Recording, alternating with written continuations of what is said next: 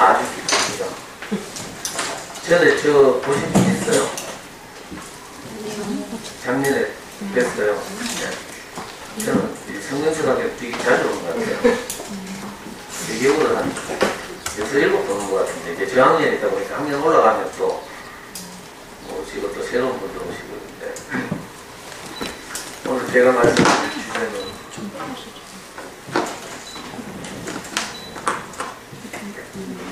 교재도 학기 초에 받으셨다가 저희 많이 갖고 계신 교재 보시면 우리 아이 특성에 맞는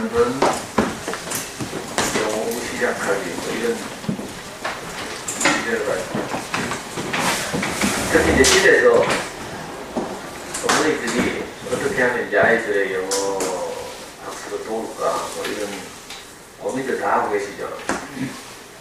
저학년이죠, 저학년. 맞아요? 네. 예? 왕이 있어. 뭐도 있어요? 왕이 되었다는데. 왕인 정도면 안 되는데. 우리 따로따로 하는 거죠? 이 경영과 연습을.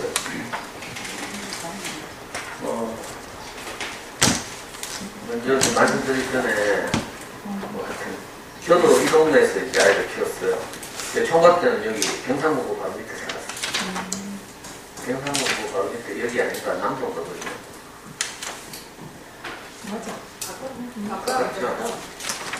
총각 시절에 학교 다닐 때 맨날 걸어가가지고 앞산강하고 대학교를 차 타고 학교 다니고 이제 익숙한 동네고 올해 초등학교 저기 갔어요. 남명초등. 여기 성명이죠. 명자가 같네. 저 앞산 밑에 남명초등학교라고 입장 비슷하죠. 뭐 사교육 인프라가 별로 발달있지 않고 아이들이 참 이렇게 어렵고 걱정도 되고 이런 그래가지고 저도 이제 우리 아이 언제인지 모르겠는데 한 5살쯤에 4살인가 5살쯤에 이제 갑자기 걱정이 되는 거예요. 그 당시에 우리 와이프가 아이를 키우는 거 보니까 제 이 깔끔한 성격에 마음에 안 들더라고. 우리 와이프는 좀 두리뭉실하거든요. 저는 좀 깐깐하게 생겼죠. 네. 그래서 당신 좀 지켜봐라. 내가 한번 키워볼게 하고 이제 4살 무렵부터 제가 아이를 키웠어요. 학습 부분에서 뭐 미기고 재우고 뭐 이런 거 이제 우리 와이프가 하고 그러다가 하루는 갑자기 영어 공부가 걱정이 되는 거예요. 아이고 한 10년 후쯤 돼서 영어 잘한다는 좀 소리 들어야 될 텐데 그러려면 어떻게 해야 되지? 갑자기 이 생각이 좀 들었어요. 그래서 막 걱정이 되더라고요. 그런 차에 동네 미장원에 갔는데 이제 아직 사람들이 많이 있어서 제가 대기하고 있어요. 그래서 미장원 아줌마가 테이블 가르치면서 거기가 좀 기다리고 있어요. 그래가지고 테이블에 앉았어요. 앉아서 기다리고 있는데 테이블 위에 어떤 잡지가 하나 더 모여있어요. 그래서 이제 심심하니까 그 잡지를 집어들었죠. 그 잡지 이름이 앙팡이라는 잡지였어요. 아시는 분 있어요? 그 당시에 저는 뭐 아빠도 보니까 그런 거 있다는 사실도 몰랐는데 베스트웨이즈와 함께 육아 잡지로 쓰는 양대 산맥이더라고요. 그 앙팡이라는 잡지가 있어가지고 이제 머리 깎아서 기다리는 동안 이제 이렇게 잡지를 뒤적거렸는데 잡지 뒤쪽이라니까 교육 섹션이 있어요. 거기 보니까 우리 아이 영어 유치원지 알고 고르는 법 가르쳐. 딱 이렇게 4쪽인가 5쪽짜리 기사가 딱 나있어요. 그걸 보는 순간 안 그래도 제가 우리 아이 영어 교육 때문에 걱정했다 했죠. 그 기사를 보는 순간 갑자기 눈이 번쩍 뜨여가지고 바로 미장원 아줌마 어딘가 살폈죠. 전세자 미장원 사장님이 저 화장실 가더라고. 바로 그 잡지 기사를 째가지고 제가 곡을 치고 머리도 안 깎고 도망 나왔잖아요. 그리고 다시 그 동네 미장원에 못 갔는데 그래가지고 집에 와서 이제 그 밑줄 치면서 공부했어요. 거기 보니까 아이가 아기 어리니까 통합거리가 좀 길면 안 된다. 또 두 번째, 시설이나 뭐 이런 환경들이 그 어린아이에게 적합한 것이라야 된다. 뭐 이런 거 있죠. 요즘에 어린이집이나 놀이방 가면 왜 변기도 어린이용 변기고 뭐 부딪힐만 한 데는 다 이렇게 쿠션 붙이고 뭐 이런 식으로 해서 어린이들 안전을 보호하잖아요. 뭐 그런 몇 가지 영어 유치원 잘 모르는 부분에 대해서 기사가 딱 실려서 제가 그걸 밑줄 쳐가면서 막 읽었어요. 그리고 우리 아이를 데리고 실제로 인터뷰를 하러 다녔죠. 대구에 그때 막 영어 유치원이 막 생길 때예요. 영어에도 되니까 그때 생각이 나가지고. 그때 제가 제일 먼저 간 게 성서에 가면 키즈클럽이라는 유명한 영어 유치원이 있는데 어휴 가보니까 뭐 기절하겠대요. 교실마다 카펫이 쫙 깔려있어요. 어른이들하고 막 영어로 뭐라 하고 막 아들 애들이 10명에서 8명 이렇게 한 교실에 들어가가지고. 그리고 더 놀라운 건 뭔지 알아요? 로비에서 엄마들이 우아하게 커피를 마시면서 대형 모니터로 우리 아이 교실에서 무슨 활동을 하고 있는지를 촌스럽게 뭐 창문 너머로만 이렇게 안 보고 우아하게 커피 마시면서 다리 꼬고 앉아가지고 다 뭐 이렇게 확인할 수 있는 거예요. 진짜 환상적이더라고요. 너무 막 보내고 싶어요. 근데 다행히 남부 대명동까지는 차가 안 가더라고. 차가 와서 어쩔 뻔했어요. 형편이 안 되는데. 근데 그거 돈 얼마나 많이 든 줄 알아요? 만약에 차가 왔다 했으면 진짜 더 이렇게 속상했겠죠. 두 번째가 뭐지, 저 지산 건물에 건물동인데, 그 당시에 건물동이 막 아파트 막 들어서고 이래가지고 한참 막 그때예요. 지금은 뭐 지산 건물가 맨날 낡은 아파트도 있지만, 그 당시에는 뭐 신도시처럼 있잖아요. 새로 개발해가지고. 건물동이 하니까 매직월드라는 영어 학원인지 영어 유치원지가 있는데, 거기 가니까 교실마다 특성을 달리해가지고 한 교실은 약국을 만들었어. 그 약국에 원어민이 앉아있는 거야. 그래가지고 애들이 자기 교실에 오면 뭐라 막 영어로 이야기하고 이런 거예요. 한 교실은 공항처럼 만들었어. 이런 식으로. 한 교실은 병원처럼 뭐 그렇죠. 요즘 왜 애들 겨울 교육청에서 하는 영어 캠프 같은 데 보내보시면 이런 식으로 많이 하죠. 생활 대화를 뭐 하고. 거기도 너무 보내고 싶었는데, 거기서도 다행히 남부 대명동, 앞산 밑에까지는 차가 안 가더라고요. 그것도 얼마나 다행입니다. 여기는 그래도 앞산, 여기는 성남시장 쪽으로 나가면 버스 많이 다니죠.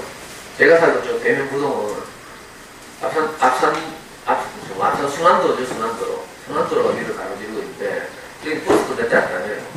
정말 불편하고, 요즘은 다 카페들 써가지고 있잖아요. 제가 사던 집 바로 옆에도 딸의 꿈이라고 피자집 유명한 거 생기고, 순영은 요즘 막 재개발해가지고 막 가봤어요. 한 300으로 돈을 들였는데.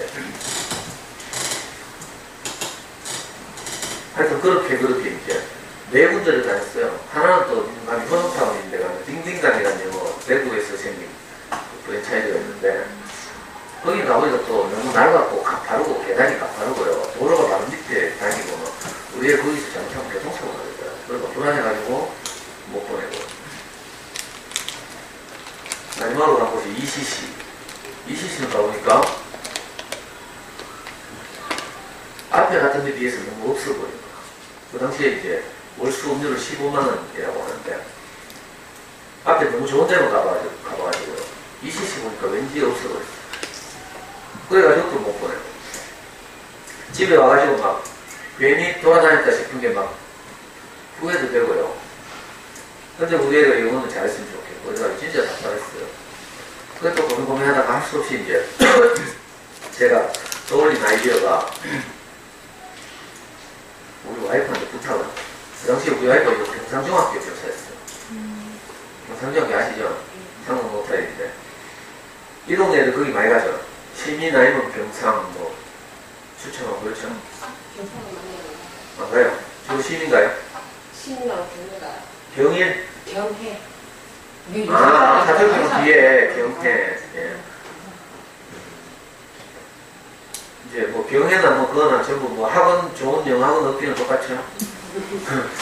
그래가지고 이 동네에서 도대체 어떻게 아이를 키우는가 싶어가지고 우리 와이프한테 부탁을 했어요.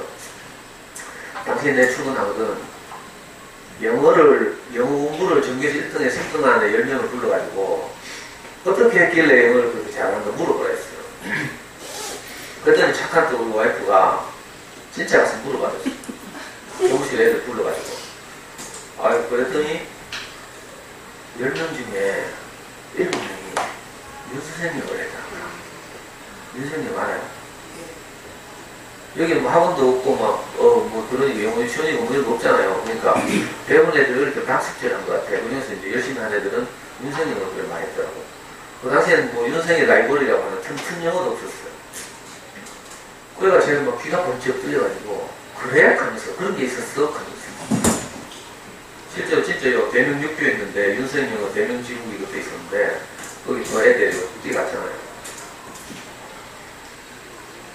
갔더니 하시는 말씀이 우리 집에는 너무 어리니까 못 받아도 되니까 우리가 5살 되니까 그래가지고 너무 속상해가지고 막 영어 유치원 끌어 돌아다니고 막 하다가 이제 이거다 싶어서 찾아갔는데 거절당하니까 너무 속상해서 내가 우리가 나이는 5살이지만 정신연령은 7살입니다. 그랬어. 그래도 안 되더라고. 그래가 할 수 없이 집에 돌아가지고 1년 동안 또 밥 열심히 미고 가지고 키 좀 키워가지고 1년 후에 다시 찾아갔어. 그래 겨우 어렵사리 우리 아이 초등학교 돌아가기 1년 전부터 윤수영역을 했잖아요. 제가 왜 이런 얘기가 되는가 하면 어쩌면 우리 어머니들도 저처럼 우리 아이들이 앞으로 어떻게 될지 과연 잘할 수 있을지 걱정이 많이 되죠. 그래서 이런저런 고민도 하고 뭐 하잖아요. 저도 사실은 우리 어머니들과 똑같은 고민을 하면서 아이를 키웠다 이런 말씀을 먼저 드리고 싶어요. 저는 그러니까 영교육에 굉장한 전문가가 아니고요. 어머니들보다 먼저 아이를 키운 동네 선배 이렇게 생각하시면 혹시 좀 도움이 될 수 있을지 모르겠어요. 제가 이제 우리 와이프한테서 이제 아이를 이렇게 받아가지고 아이를 대신 키우면서 제일 이제 안타까운 게 뭐 있는가 하면 그 놀이방과 어린이집을 이제 보내잖아요. 우리도 보내봤어요. 직접 다 안 키우죠. 네. 너무 힘들어서 좀 보내놓고 또 살림도 하고 뭐 이렇게. 근데 가만히 보니까 엄마들끼리 처음에 이제 어린이집을 보내놓고 3월달에 이제 전 등원을 시키고 처음엔 엄마들이 눈인사하고 자기들끼리 뭐 이러네요. 그 시간이 좀 흐르니까 눈인사만 하는 게 아니라 그러면 막 수다를 떨어보자 그랬어. 또 시간이 좀 흐르니까 어떤 사람이 언니 우리 집 와서 차 한잔할래요? 이렇게 하더라고. 그래서 자기들끼리 가가지고 차 한잔 하면서 그때부터 이제 마치 그 언니 중에 큰애 공항을 키운 언니가 있었어. 그러니까 막 뭐 묻고 이러면서 이제 이른바 교육 정보랍시고 주고받고 막 이렇게 하는 거예요. 저도 아이들 어린이집 놀이방 유치원 제가 다 보내고 전부터 밑에 옆에 숨어 있다가 이제 참 아빠한테 창피하잖아요. 그래서 전부터 이제 숨어가지고 기다렸다가 애 딱 보내고 이제 올라가고 이랬는데 내가 전부터 이제 숨어 있어서 그런지 몰라도 엄마들이 아무도 저보고는 오빠 우리 집 와서 잘 살래? 이런 얘기 안 하더라고. 아니 같이 아이 키우는 마당에 좀 저도 끼워줘가지고 뭐 정보도 좀 주고 좀 좋잖아요. 그래가지고 얼마나 외롭던지. 그리고 아이를 어떻게 키워야 될지 모르는 거예요. 제가 이제 아이 하나뿐인데, 그리고 제가 아버지로 이 양육받은 경험도 거의 없고, 저는 이제 초등학교 1학년 때 아버지가 돌아가셨어요. 폐병으로 돌아가셨는데, 그러고 나서 우리 삼형제가 뭐 아버지 없이 이제 컸거든요. 그걸 참 암담하고 이래가지고 할 수 없이 시내 나가서 서점 가가지고 이제 육아서적 사서 막 읽고 막 이러면서 아이 키웠어요. 그렇게 이제 처음에는 이제 저도 아무것도 모르는 까막눈처럼 이제 자녀교육에 대해서 까막눈 이제 전문 외환이었는데 그렇게 저렇게 이제 마치 장면 코끼리 더듬듯이 이렇게 더듬더듬 하면서 아이를 키워오고 또 그러면서 많은 실패와 좌절을 경험하고 또 여러분들이 하시는 것처럼 애수와 공식기가 조금 열려가지고 이렇게 잡고 그리고 이제 문제를 좀 던지고 그렇게 좀 쳐맞고 막 이러죠. 다음 아는 막 울고 속상해가지고 잠들면 또 한 몇 시간 흘렀으니까 이제 엄마들 또 정신이 차려져가지고 자리에 가면 애들 옆에 나가지고 막 울면서 또 회개하죠. 저도 많이 했어요. 아유, 우리 사랑하는 아들 잘못했어. 아빠가 미쳤나봐. 다시는 안 그렇게 하고. 속으로는 내가 이거 혹시 그거 가봐야 되는 거 아닌가 이런 생각 들죠. 제가 해보니까 아이를 키우는 모든 엄마들에 있는 공통적인 질병 하나 있어요. 충동 조절 장애. 누가가 그걸 분노 조절 장애예요. 아무것도 안 일로 갑자기 우리가 걷잡을 수 없이 휘말려 들어가가지고 괜히 아무 잘못도 없는 애들은 애만 혼내고 혼내고 나면 너무 미안하잖아요. 사실 이러려고 한 게 아닌데 얼마나 우리 아이가 소중한데 그래서 내 인생에서 아쉬웠던 것을 우리 아이는 겪지 않았으면 좋겠는데 하는 마음으로 우리 아이를 키우죠. 그 아쉬움을 좀 가만히 적게 경험하고 행복하게 잘 자랐으면 좋겠다 이런 마음으로 아이를 키웠는데 하다 보니까 이상하게 마음을 급하고 한 방에 애한테 알아듣도록 설명하면 좋겠는데 그 설명이 끊는 그 설명이 그래 안 되죠. 그래가지고 가끔은 막 애 머리 쳐다보면서 신랑 쳐다봤다가 저 인간 닮아서 이럴 거야 했다가 이런 어려움들이 많이 경험하고 저도 꼭 그랬거든요. 근데 이런 과정을 거쳐서 우리가 성장하는 거죠. 엄마로서도 성장해가고 자녀의 교육에 대해서 조금씩 눈 떠가고 이런 거죠. 저도 그렇게 많은 실패를 경험하면서 이렇게 아이를 키웠는데 다행스럽게도 아이가 잘 자라서 지금 25살 청년이 됐어요. 그리고 지금 이제 서울에서 대학교 4학년 다니고 사실은 저도 영어를 하나도 못해요. 아까도 말씀드린 것처럼 저희는 형이 있고 동생이 있는데요. 삼형제들 아버지가 제 1학년, 형 4학년, 내 동생 6살 때 돌아가셨어요. 그리고 엄마 혼자 이제 공장에 다니면서 대구는 섬유공장이 유명하죠. 엄마는 전형적으로 섬유공장 노동자였는데 섬유공장 다니면서 이제 2교대나 2교대 옛날에 일주일은 밤에 출근하고 일주일은 낮에 출근하고 거의 뭐 엄마 없다시피 이렇게 늘 자랐고 아버지 돌아가셨던 날도 사실은 엄마가 밤일을 갔는데 우리 삼형제와 아버지가 이제 그 비산동탄 간판에서 같이 잠들었는데 아침에 일어나니까 아버지가 죽었어요. 형이 막 울면서 저를 깨우더라고요. 일러 보니까 뼈에 이렇게 아버지가 엎어져 있고 입 앞에 이렇게 거품이 나와 있고 그게 벌써 수십 년 흐른데도 40년, 50년 있다 48년 전 일인데 아직도 제 그 기억 속에 선명한 장면이 남아있어요. 그리고 나서 이제 불보듯 뻔하죠. 어머니가 우리 삼형제를 키우기가 너무 힘들어서 결국 제가 4학년쯤 되어서는 그 옛날에 일본말로 히마라고 해요. 섬유공장에 일감이 떨어지는 거 히마신다고 하는데 그래서 엄마가 다니는 공장에 일감이 떨어져서 엄마가 이제 다른 공장으로 겨울에는 이제 다른 공장에 가서 이제 원래 주전공이 아닌 다른 배를 짜는 이런 일을 해야 됐어요. 그러니까 그 공장 기숙사에 들어가야 되는 거야. 그래 할 수 없이 우리 삼형제들을 이제 친척집에 하나씩 보냈죠. 그러면서 우리는 초등학교를 졸업하고 일하러 다녀요. 형은 초등학교 졸업하자마자 전주에 있는 남경점 사원으로 가고 저는 저 서문시장 뒷골목에 그때 인쇄소가 많았는데 인쇄소 사원으로 취직했어요. 내 동생은 지우개 공장에 취직하고 이런 식으로 우리 삼형제의 최종 학력이 초등학교죠. 초등학교. 그리고 뭐 공장 다니고 이러면서 이제 겨우 뭐 어떻게 해서 이제 공부가 너무 하고 싶어서 이제 검정고시를 했거든요. 그래서 저는 중고등학교를 이제 검정고시를 했어요. 그러니까 영어 수학에 대한 기초가 하나도 없겠죠. 어쨌든 뭐 우용제 그때 대학을 갔어요.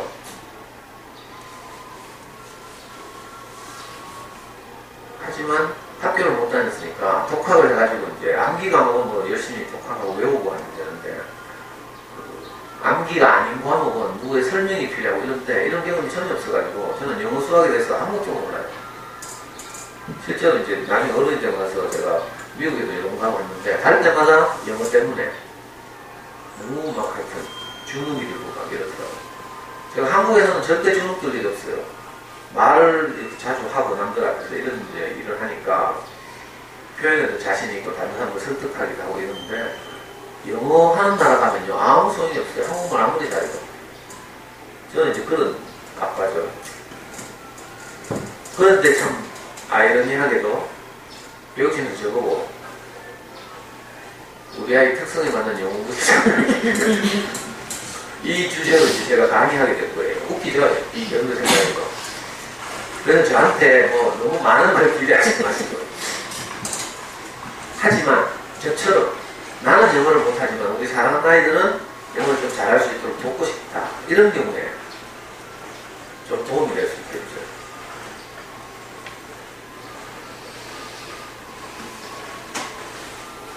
그러니까 뭐 혹시 이 중에 어머니들 중에 엄마가 영어를 잘해서 집에서 막 영어 동화책 읽어주고 막 이렇게 하면서 애하고 영어로 대화하고 이런 분들은 빨리 지금 어디다 싸우시고 집에 가서 쉬시는 게 밀린 설거지 하시는 게 훨씬 유익하고 저하고 입장 다 비슷해요? 네. 그러면 이제 제가 그래서 저도 영어를 못하니까 우리 아이는 영어 때문에 고생하는 일이 없어야 되겠다 이런 생각이 안 들겠어요. 그래서 이제 고민을 많이 해서 아까 그렇게 했다고 했죠. 그래가지고 우리 아이가 2월생인데 1년 일찍 그때는 학교를 갔거든요. 그러니까 아이 학교 가기 1년 전부터 이른바 그 윤선생님 영어라는 학습 지어가지고 열심히 아이 영어를 시켰어요. 그래가지고 시간이 들어가지고 한 5년을 시켰어요. 제가 이제 아이를 늘 관리하고 있으니까 한 번도 학습지가 밀린 적이 없어요. 5년 반 동안 5학년 2학기가 되고 정말 성실히 열심히 했어요.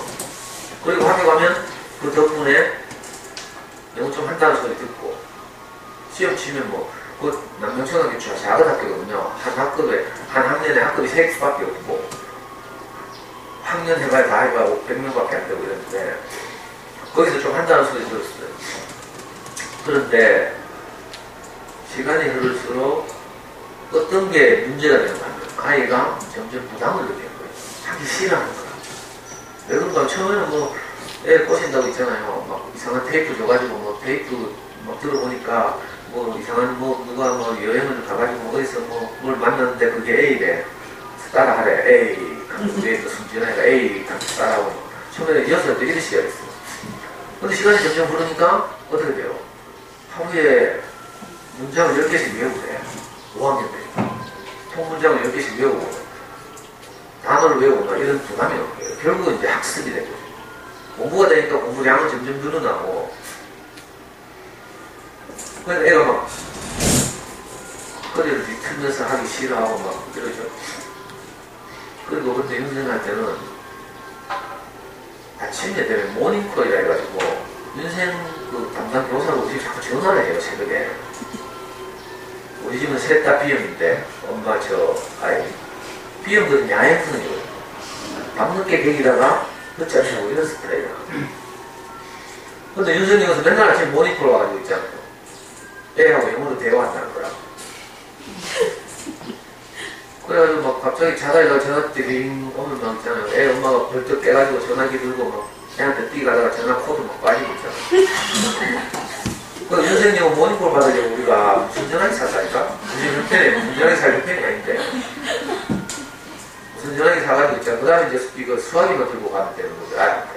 아무 애가 사서 또 엄마가 건네주는 그 전화기 받아들어요. 그리고 헬로우 한 다음에 뭐 하는지 알아요? 막 교재 찾으러 다니는 거야. 그냥 영어를 불토킹 하는 게 아니고 교재를 보고 서로 읽는 걸 알고 그러니까 교재를 찾아야 읽을 수 있어요. 근데 교재를 빨리 찾는 날은 괜찮은데 못 찾는 날 있잖아요. 제가 성질 급하게 보이죠? 공교육 같은 데 가보면 아이의 잘못을 지적하지 말고 그 아이의 잘못 때문에 내가 엄마가 느끼는 감정을 말하래. 많이 배웠죠? 이걸 나전까지 이렇게 말해요. PT 교육 같은 데서는. 그러면 저 같은 데 이렇게 말해야 돼요. 얘야, 아빠는 네가 영어 예절을 못 찾아서 지금 몹시 화가 난단다. 이 톤으로 됩니까? 바로 막 욕 나오죠. 야이 하면서 막 제가 뚜껑 열려가지고 아침부터 막 네가 지금 우리 형편에 돈이 얼마나 돼서 선생님을 하는데 교재가 어떻게 나쁜지도 모르고 재정시기가 하면서 막 애 잡아야 되잖아요. 그러니까 아침부터 애는 또 울면 기분 더럽게 해가지고 학교 가는 거라 기분이 좋아야 학교 가서 수업할 때 선생님 말씀이 잘 들리고 할 거 아니에요. 그러니까 애 잘 키우자고 한 짓이 아침마다 우리 집에서 막 이런 일들이 나오고. 그래가지고 제가 윤생 영어 교사한테 전화해가지고 우리 집에는 모니터 하지 말라고 막 제가 고함을 지르고 윤생 영어 교사가 기분 나빠가지고 나가신데 아버님 교사는 접니다 하면서 막 내리고 그래서 이런 일도 있고 갈수록 학습분은 커지고 근데 이거 야 이건 안 읽긴데 우리 옛날에 하는 거하고 똑같다 이 생각이 드는 거예요. 세월은 30년이 막 흘러가지고 그죠? 그때는 뭐 문법, 독해, 회화, 작문 이렇게 불렀던 것을 요즘은 듣기, 쓰기, 읽기, 말하기 이렇게 불러요. 세련됐어 분명히. 방식은 세련된 것 같고 교재도 세련됐어요. 그런데 내용은 똑같은 거라. 결국 단어 외워야 되고 문장 외워야 되고 이런 식으로 학습하는 거죠. 그래서 이건 아니다 싶었어요. 그러던 차에 제가 마침 우리 아이 초등학교 3학년 때부터 어떤 자녀교육 사이트가 하나 생겼는데 그 사이트 이름이 잠수에 커가는 아이들이라는 사이트예요. 혹시 들어보신 분 있어요? 네. 엄청 들어봐요. 진짜 있는지.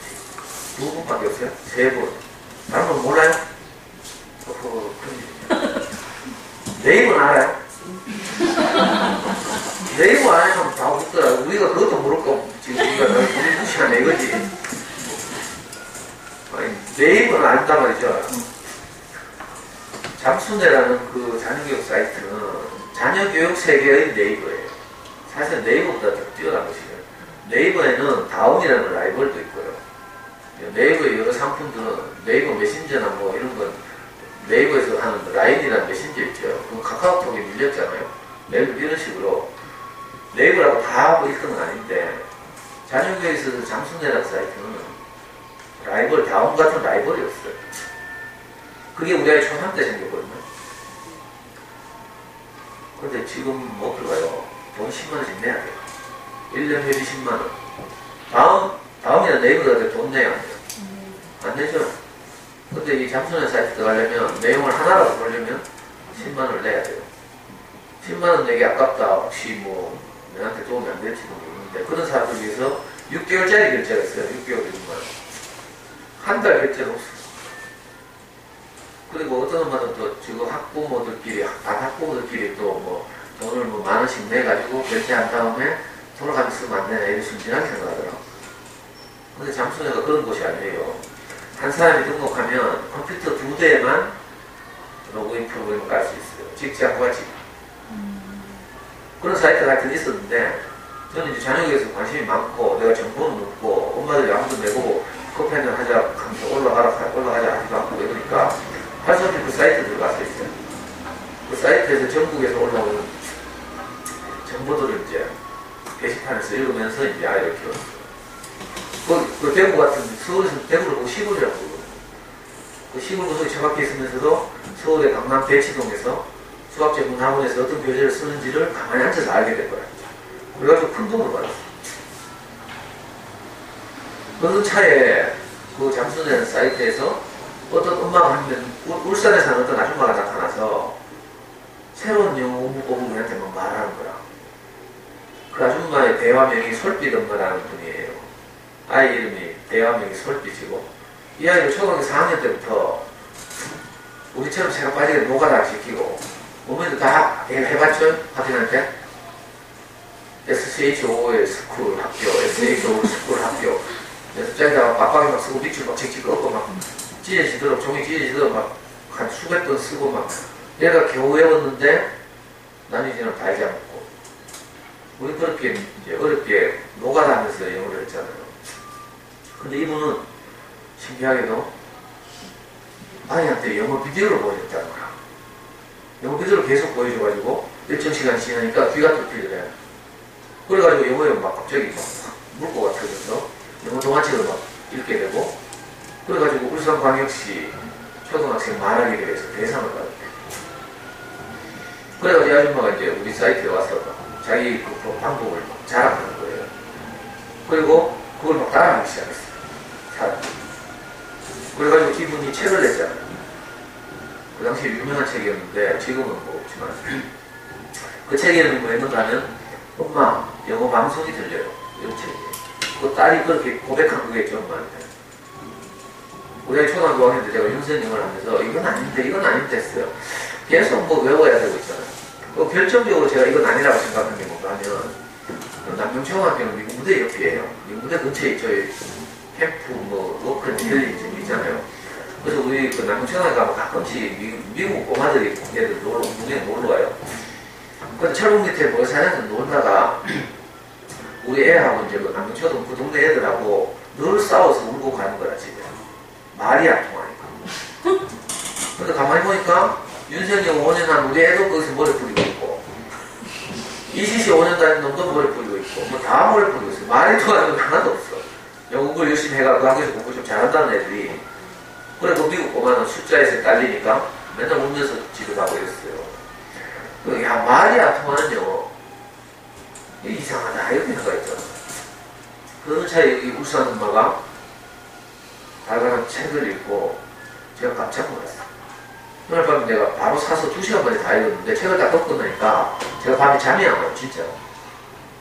지금도 그때 뭐 성명할 때 가슴이 막 쿵짝쿵짝 뛰면서 어떤 생각이 드는가 하면 야 이래 해야 되는데 내가 지금까지 우리 애 너무 고생을 시켰구나 이 생각이 들어요.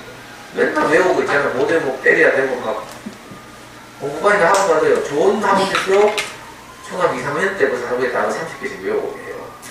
이 동네 좋은 학원 없죠? 그건 다행인 줄 알아야 돼요. 애 안 잡고 고생 더 시키니까. 아니 저 아파트 밀집지역 가면요. 좋은 학원이랑 소문난 데 가면 다 그런 식이야. 5학년 되면 80개씩 100개씩 외워야 돼요. 대구에서 제일 유명한 독한 학원 대표적인 문제예요. 문강이라고 들어봤어요. 그래서 학원 제목이 문강이잖아. 강. 얼마나 애 잡아오는 거예요. 깡다고 애 키운다는 거라.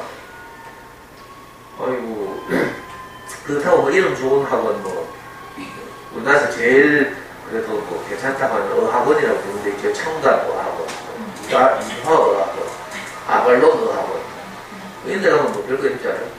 모노민들이 뭐 좀 뭐 애들하고 놀긴 하지만 똑같아요. 전부 외우고 숙제 내리고. 근데 제가 그 책을 읽고 야 이건 아니구나 싶었어요. 그래가지고 우리 애한테 설득했지. 야 우리 윤생 내치고 시작하겠어. 애가 놀라가지고 아빠 wak하노 하는 지금 잘하고 있는데 어머니도 가끔 저한테 상담을 와가지고 제가 들어보면 뭐 사교육하는 게 많아. 그냥 이거 바빠가지고 이렇게 해서는 애 잘 자라기 어렵습니다. 이거 끊어있어요. 말하잖아요. 이거 내가 좋아하는 때입니다. 애가 좋아하는 게 아니고 엄마들이 길들인 거죠. 애는 순진한 애가 또 엄마 뭐 끄착했다가 나중에 집에 가서 막 엄마가 뒷감당하기 어렵기 때문에 애들도 엄마 눈치고 그냥 할래요. 뭐 이런 거 많고 우리 애도 꼭 그랬어요. 지금 멀쩡하게 잘하고 있고 그것 때문에 학교에서 영어 좀 한다는 소리 들으니까 아빠하고 아빠 이상하게 취급하더라고요. 아빠 와이카노 그래가지고 했었지. 제가 여름 방학을 기다렸다가 제주도에 애 데리고 왔어요. 꼬물차 몰고 저 완도까지 몰고 완도에서 배에다 차 실어가지고 제주도 들어가서 일주일 동안 제주도 배에서 이제 캠핑하고 여행하면서 아이를 설득했죠. 지금까지 아빠가 4살 때부터 엄마한테서 니를 뺏어가지고 니를 키운 니래 늘 뭐 나쁘게 한 적 있냐? 나 아빠만 듣고 해가지고 지금 공부 잘한다는 소리 듣는 거 아이가? 그래서 설득해니 그래가지고 겨우 동의를 받아가지고 그리고 돌아오자마자 그놈의 원수 같은 윤선생을 딱 새로운 이제 영어를 언어로서 받아들이는 이걸 습득이라고 하죠. 열심히 생각까지 외우는 방식을 학습이라고 합니다.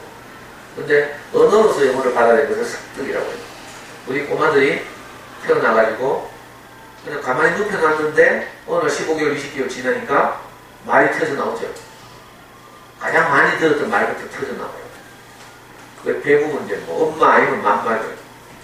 어떤 학자들에 따르면 10,000번 들으면 그게 자기 말이 되는데 그게 터져 나온다. 그건 좀 약간 과장이기도 또 우리 아이도 이제 그렇게 완전히 혁명적으로 영어 공부하고 바꿨어요. 초등학교 5학년 여름방학 때부터. 그래가지고 중학교 3학년 올라갈 때까지 계속 비디오 보여주고 뭐 어떻게 영어학원 한다 안 했어요. 그래가지고 나중에 수능에서 당연히 만점 받고요. 수능 만점이야 뭐 별거 아니지만 보면서 수능 만점 별거 아니라 하면 전부 다 비웃더라. 사실 영어를 제대로 하고 나는데 수능 만점은 아무것도 아니에요. 그래서 오늘 제가 이렇게 집에서 아이들에게 영어를 어떻게 하면 언어로서 습득하게 하는가 이걸 좀 말씀드리려고 합니다.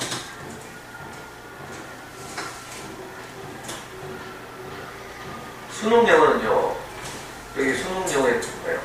이 모니터에는 또 이게 빨간 이게 포인트가 안 보이더라고요. 저기 요즘 저 분홍색 수능 영어라고 있죠. 수능 영어의 난이도는 어느 정도인가 하면 미국으로 말하면 초등학교 5학년 수준의 난이도예요. 질문이, 문제가.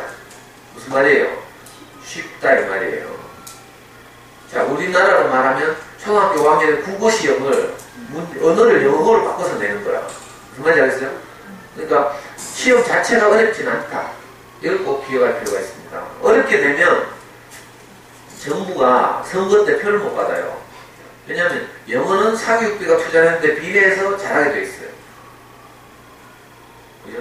미국에 가서 뭐 몇 년 살아본다든지 뭐 잘 사는지 뭐 그렇게 많이 하죠. 그러면 영어는 저절로 들어가는 게 언어기 때문에. 이게 머리하고도 상관없어요. 미국에 가면 거지도 영어 써요. 진짜 제가 뉴욕 가보니까 아니 거지가 있는데 이게 목에다 목걸이를 걸었어요. 그리고 여기다가 이제 박스, 라면 박스 같은 거 뜯어가지고 여기다 글자를 써놨어요. 자기 도와달라고. 근데 영어로 써놨더라고요. 안 놀라워요? 아니, 그러니까 머리 공부 능력, 학습 능력 이게 문제가 아니야. 언어기 때문에 인간이 다 하는 거라. 그죠? 맞아, 아니에요.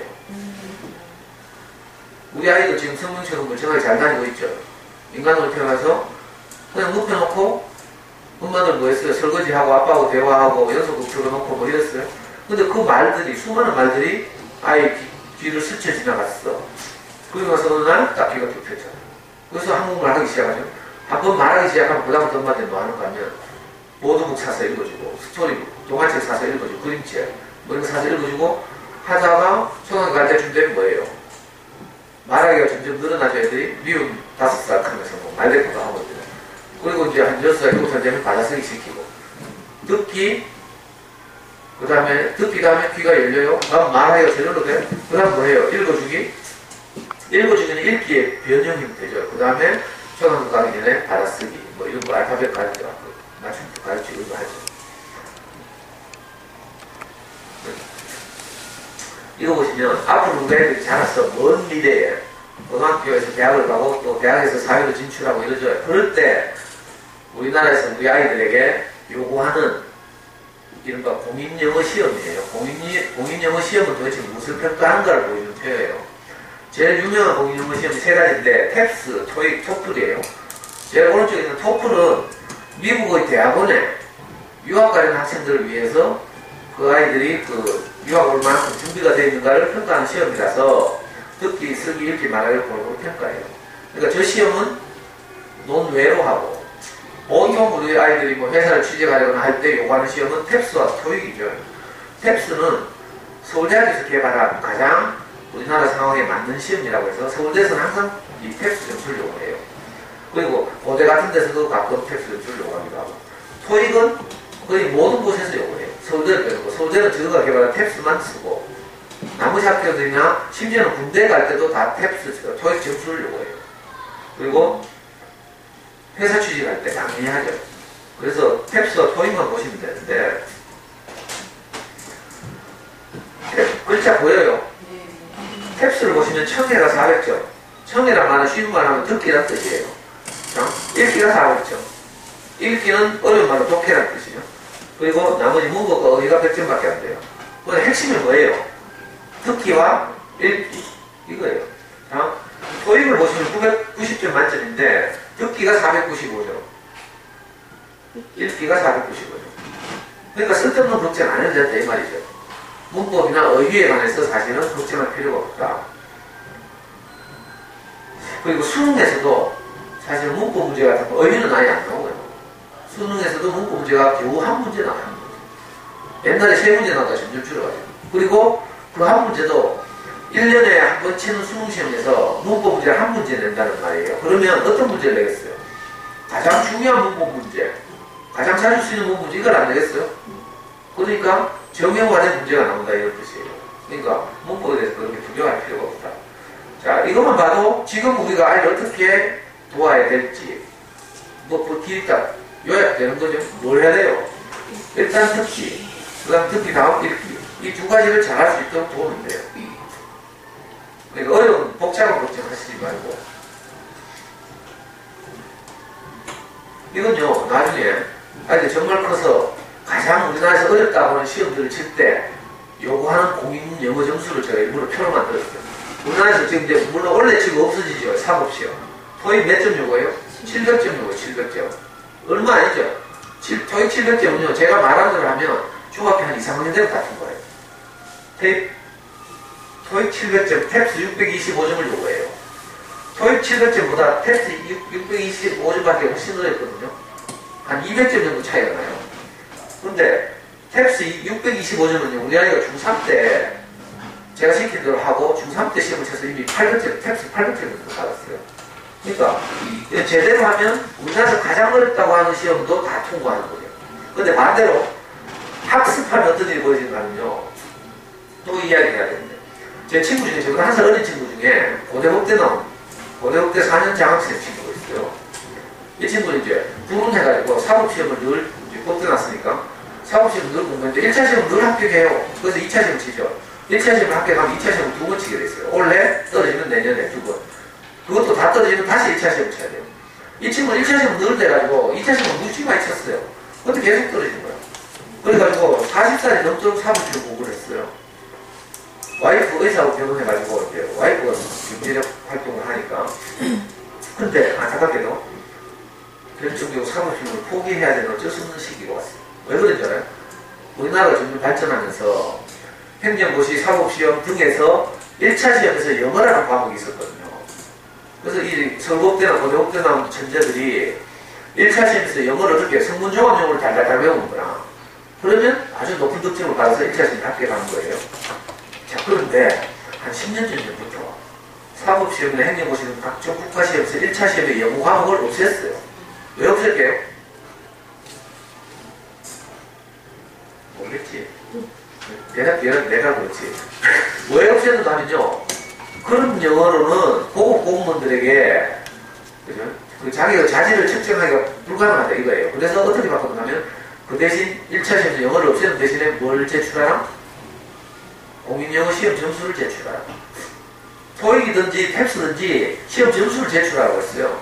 그 시험 점수가 얼마? 토익 700점. 근데 신림동에 간 고시촌이 있거든요. 신림동 고시촌에서 사법시험 공부를 하던 고대법대, 서울대 출신 중에서 안타깝게 빨리 안 된 노장 수험생들이 어쩔 수 없이 다 복다에서 울면서 다 집으로 돌아갔어요. 왜? 토익 700점을 못 맞는 거라. 왜 못 맞게요? 듣기가 안 돼. 무슨 말인지 알아요? 토익 하려고 하면 듣기 495점, 독해 읽기 495점이에요. 그래서 읽기를 다 맞춰도 495점밖에 안 돼. 듣기 안 되면 안 되는 거라. 여러분들 듣기 됩니까? 안 되죠. 다 어릴 때 학교 다닐 때 다 영어 공부 열심히 했죠. 중고등학교 다 나왔을 거 아니에요, 최소한. 영어 공부 열심히 했는데 듣기 안 되잖아요. 영화 볼 때 맨날 자막 쳐다보느라고. 맞죠? 이게 학습하는 영어 교육의 현실인 거라. 그 우리뿐만이 아니에요. 명문법대를 나온 친구들도 똑같아요. 저도 명식이 어쨌든 금융고시 했지만 경대법대 나왔어요. 근데 듣기가 하나도 안 돼. 실제로 제가 그 뉴욕에 있는 그 무슨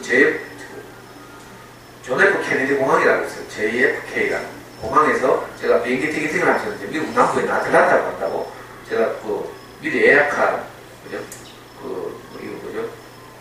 예약 하여튼 그게 있어요. 그걸 주면서 보딩 패스 티켓으로 바꿔야 되는데 그걸 이제 아가씨한테 갖다 밀었어요.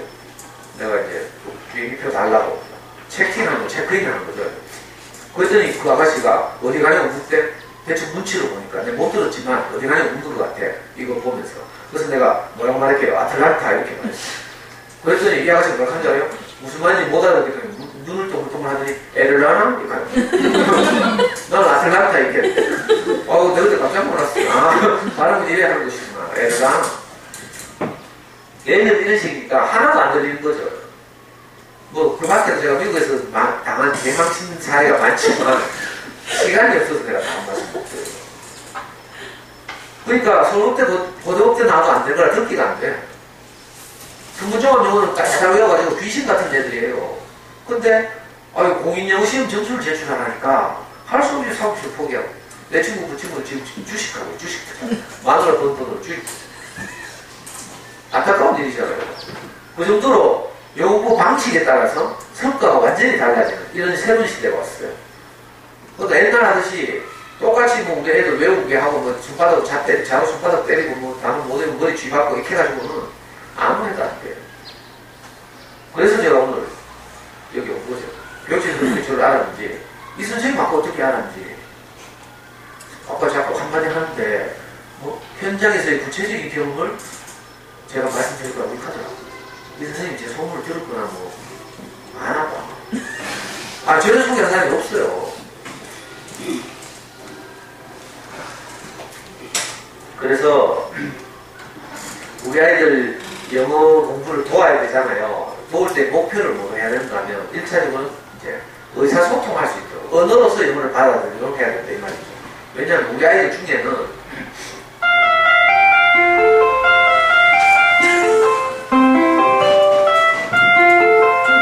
책 읽기를 유독 싫어해가지고요 공부하고 좀 담수하는 애들이 있어. 그런 애들 영어 교육 포기하겠어요? 그러면 안 돼요. 그런 애들 중에 운동 잘해가지고 혹시 손흥민 같은 애가 나타날지도 몰라. 그죠? 또 야구를 잘해가지고 유현진 같은 애가 나타날지도 몰라. 공부 못한다고 영어 안 하면 안 돼요. 손흥민이 지금 영국에 가가지고 저래 적응을 빨리 하고 가자마자 골 넣고 막 이런 이유가 왠 줄 알아요? 어릴 때부터 손흥민이 아빠가 축구했거든. 춘천에 뭐 아주 이름 없는 아마추어 팀 감독인데 손흥민을 일부러 어릴 때부터 축구만 시켰어. 그러면서 이 아버지가 딱 하나 더 한 게 있는데 영어 공부를 시킨 거야. 회화를 할 수 있는 영어. 점수를 높이 받으려면 회화만 해서는 안 되고 영어 책도 읽고 이래야 되죠. 그래서 아까 읽기 점수를 받아야 되는데 혹시 책 읽기에 대해서 좀 싫어하고 도저히 해도 안 되는 취미가 좀 다른데 이런 친구들도 있을 수 있어요. 그런 애들이 하더라도 영어로 말을 할 줄 알아야 기회가 훨씬 넓어지는 거죠. 운동을 잘해서 저렇게 해외 진출해도 의사소통이 돼야 팀에 잘 적응을 하고 녹아들어요. 팀 동료들이 패스해달라고 하는데 슈팅 해고 가요. 욕 바가지 먹거든. 저도 맨날 축구를 하는데 여기 성문초하고 운동장에 몇 년 동안 와서 축구했어요. 혹시 이 동네 오래 사신 분 있어요?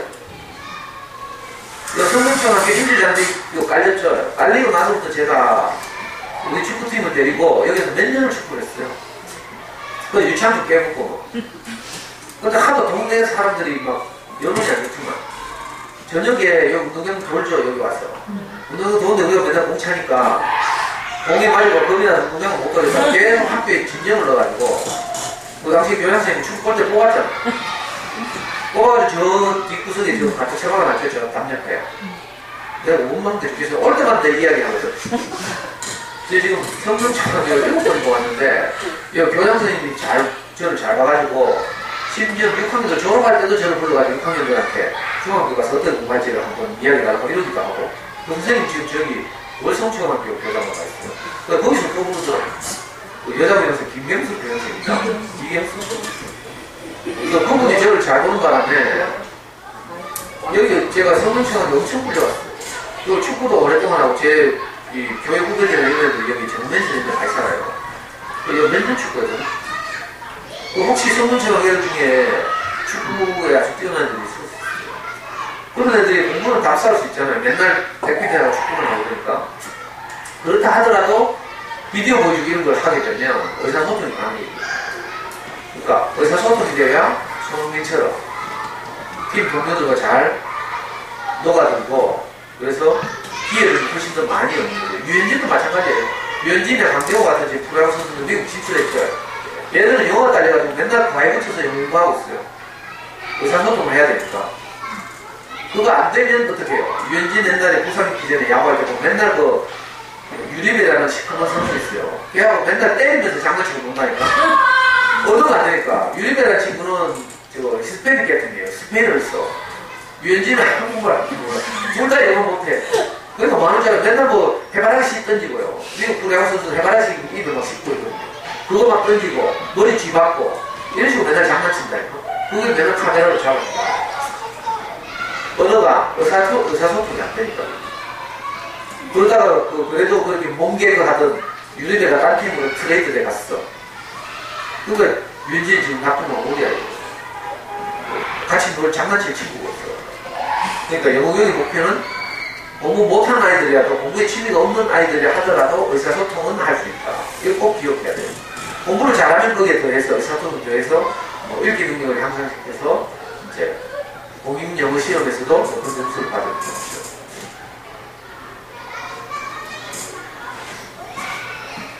근데 기존의 영웅은 어떡하냐면 이제 아파트 밀집 지역 사교육 인프라가 많이 좋은 지역 가면 전부 어릴 때도 영어 유치원 보내버려요.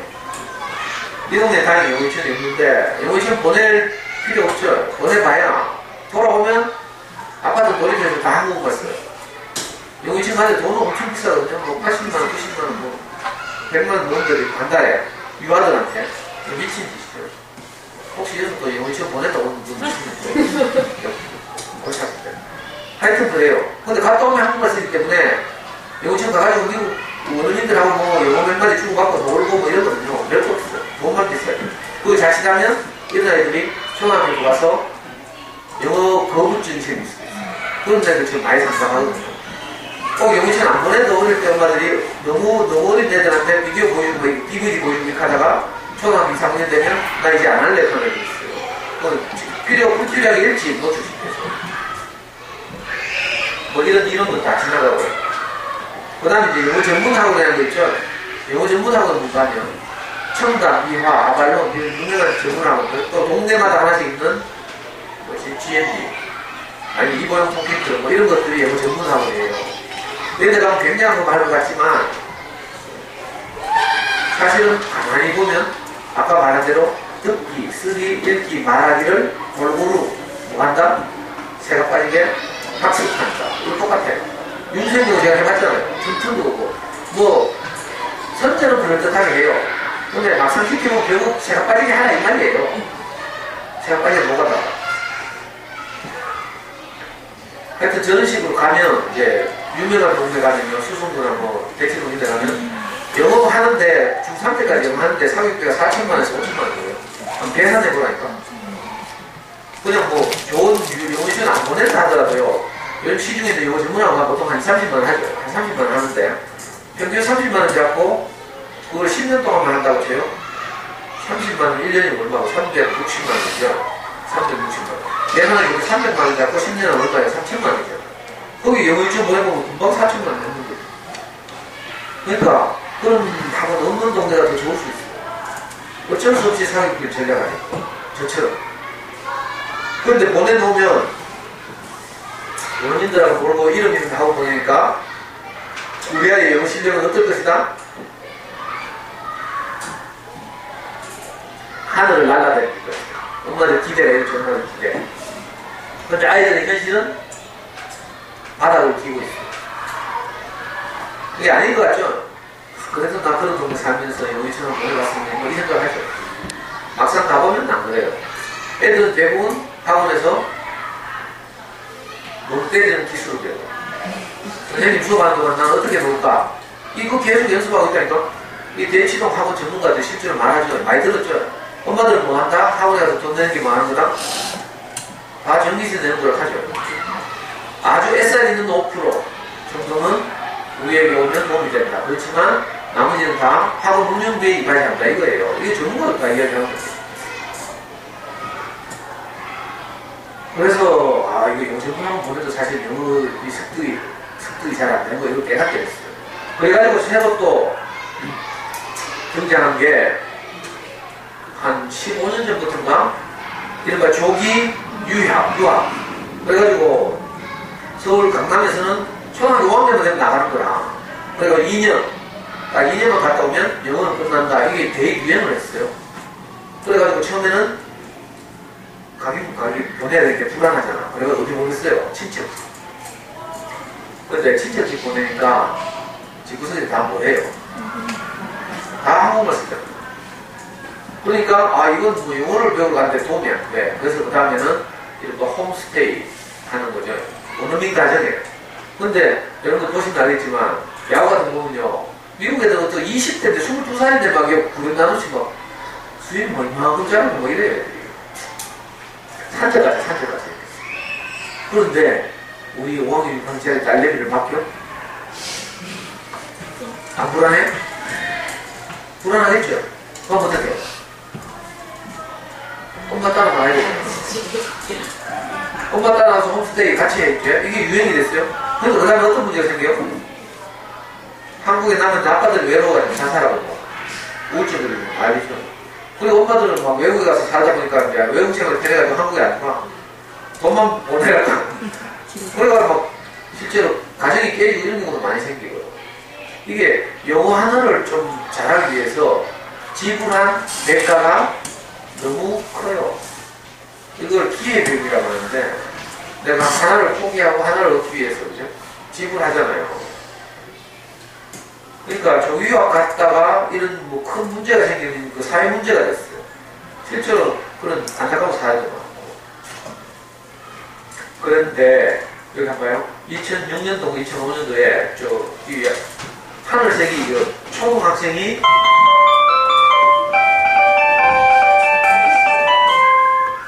초등학생이 유학 가는 시기인데 이게 갑자기 봐요. 2000년대 초반부터 갑자기 비약적으로 증가했죠. 제일 많이 나갈 때가 13,800명 나갈 때 14,000명 나온 거죠. 그러다가 어느 시점쯤 확 꺾여요. 왜 꺾이는지 알아요? 두 가지 요소가 있는데 하나는 2008년도에 미국에서 큰 공황이 왔어요. 모기지론 사태라고 해서 은행에서 돈 빌려가 집을 사잖아요. 미국에서. 근데 갑자기 뭐 이상한 어려운 일이 생겨가지고 이자 비용이 막 높아져 가는 거예요. 그래가지고 많은 사람들이 이자 비용을 못 감당해가지고 집을 아예 은행 주는 거라. 그게 훨씬 나은 거예요. 집을 가지고 있고 이자를 계속 내는 건 완전 눈덩이처럼 빛이 불어나니까 그 집을 다 은행 돌려주겠다. 28년도에. 이게 소위 말하는 모기지 사태라는 거예요. 그 영향으로 국제 환율도 굉장히 나빠졌죠. 그래서 우리나라 돈의 가치가 미국에서는 막 거의 90조가 없어져가지고 조기화 가락하면 돈이 더 많이 드는 거라. 그래서 대부분 포기하는 경우도 많았고요. 그리고 또 하나의 사태가 있었는데, 이유가 있었는데, 하나는 뭔가 하면, 이 시기 비슷하게 해서, 요 시기 사이에, 아까 제가 말씀드린, 이른바 엄마표 영어라는 게 등장한 거예요. 설빛 엄마라는 분을 중심으로 해서, 갑자기 막 엄마표 영어라는 것이 막 들불처럼 번지기 시작했어요. 그 중에 하나가 저예요. 저는 그 잠수내라는 사이트에서 가장 유명한 영어예요. 과장 안 하고 초등학교 3학년 때 우리 아이 잠수내라는 사이트가 생겼을 때 들어가서 지금도 제가 잠수내원이에요. 거기서 도움을 받으면서 학원 한 번도 안 보내고 그대로 해가지고 그래요. 우리 아이는 뭐 하여튼 영어로는 어디 가도 안. 우리 아이 지금 연세대 경영학과 다니는데 연세대 경영학과 가면요 거의 절반 이상이 외고 출신이에요. 외국에 공부 잘하는 아이들이 있었는데 옛날 몇 년 전 입시 정책은 서울대에서 내신도 좋아야 서울대에서 받아준다 이런 입시 정책을 썼어요. 그러니까 외국에 간 애들은 공부 다 전국에서 잘하는 애들끼리 모여가지고 치고받고 하다 보니까 내신이 다 나빠. 그래서 우리나라에서 제일 똑똑한 문과애들과 있는 대원도 외국고등학교라고 서울에 있는데 거기는 한학년 정원이 450명이에요. 근데 그 똑똑한 애들 중에 서울대는 70명밖에 못 가. 그 나머지는 다 연세대 경영, 3분의 2는 연세대 경영, 3분의 1은 고려대 경영 이렇게 갔어요. 우리 애 다니는 그 연세대 경영 한 학년에 300명인데 다 외고예요, 외고. 가끔 우리 아이처럼 지방고등학교 출신들이 가끔 있고. 거기 가면 외고 출신이다 보니까 미국에서 10년씩 20년씩 살던 애들 수두룩해요. 엄마 아빠 외교관, 국회의원 뭐 영어 진짜 잘하는 애들 많죠. 근데 거기서 우리 아이가 아직 자살 안 하고 잘 다니고 있어요. 학원 한 번도 안 다니고 외국도 한 번도 안 나갔는데 엄마표 영어 이거 잠수는 영어를 해서 그래요. 그래서 이제 도서관에 가시면 잠수네 아이들의 소문난 영어 공부에 책 나왔어요. 그거 참고하시면서 그대로 하면 돼요. 지금까지 말씀을 요약하면 우리 아이에게 우리 아이가 탈 수 있는 배가 두 종류의 배가 놓여있다. 하나는 판자조각 같은 난파선 같은 배 보여요? 하나는 크루즈 같은 배. 어느 배를 우리 아이에게 키울 것인가? 영어 공부에 있습니다. 제네식으로 단어 외우고 문법 암기하고 뭐 노가다 하는 이런 방식. 이걸 보고 학습한다고 해요. 자, 다른 하나는 원어민처럼 우리 아이들이 우리말을 배운 것처럼 우리말에 노출시켜서 우리말을 자유롭게 구사한 거잖아요. 이걸 뭐 습득이라고 하죠. 학습이 아니라. 자, 습득했어요. 마찬가지로 영어도 옛날과 달리 지금은 우리가 영어 환경을 쉽게 만들어, 영어 동화책, 영어 DVD 뭐 이런 것만 구할 수 있죠. 쉽게 영어에 노출시킬 수 있는 환경을 우리가 만들어줄 수 있어요. 그래서 습득한 거죠. 이 두 가지 길이 우리 앞에 놓여 있는 거죠. 저도 처음에 이걸 잘 몰라가지고 우리가 고생시켰죠. 아까 윤석열 하면서 맨날 싸우면서 아침마다 교재 못 찾는다고 싸우고 뭐 때리고 뭐 바로 차고 뭐. 그때 친구가 얼마나 속이 시원한지 아침에 쾌적하게 잘 수 있습니까?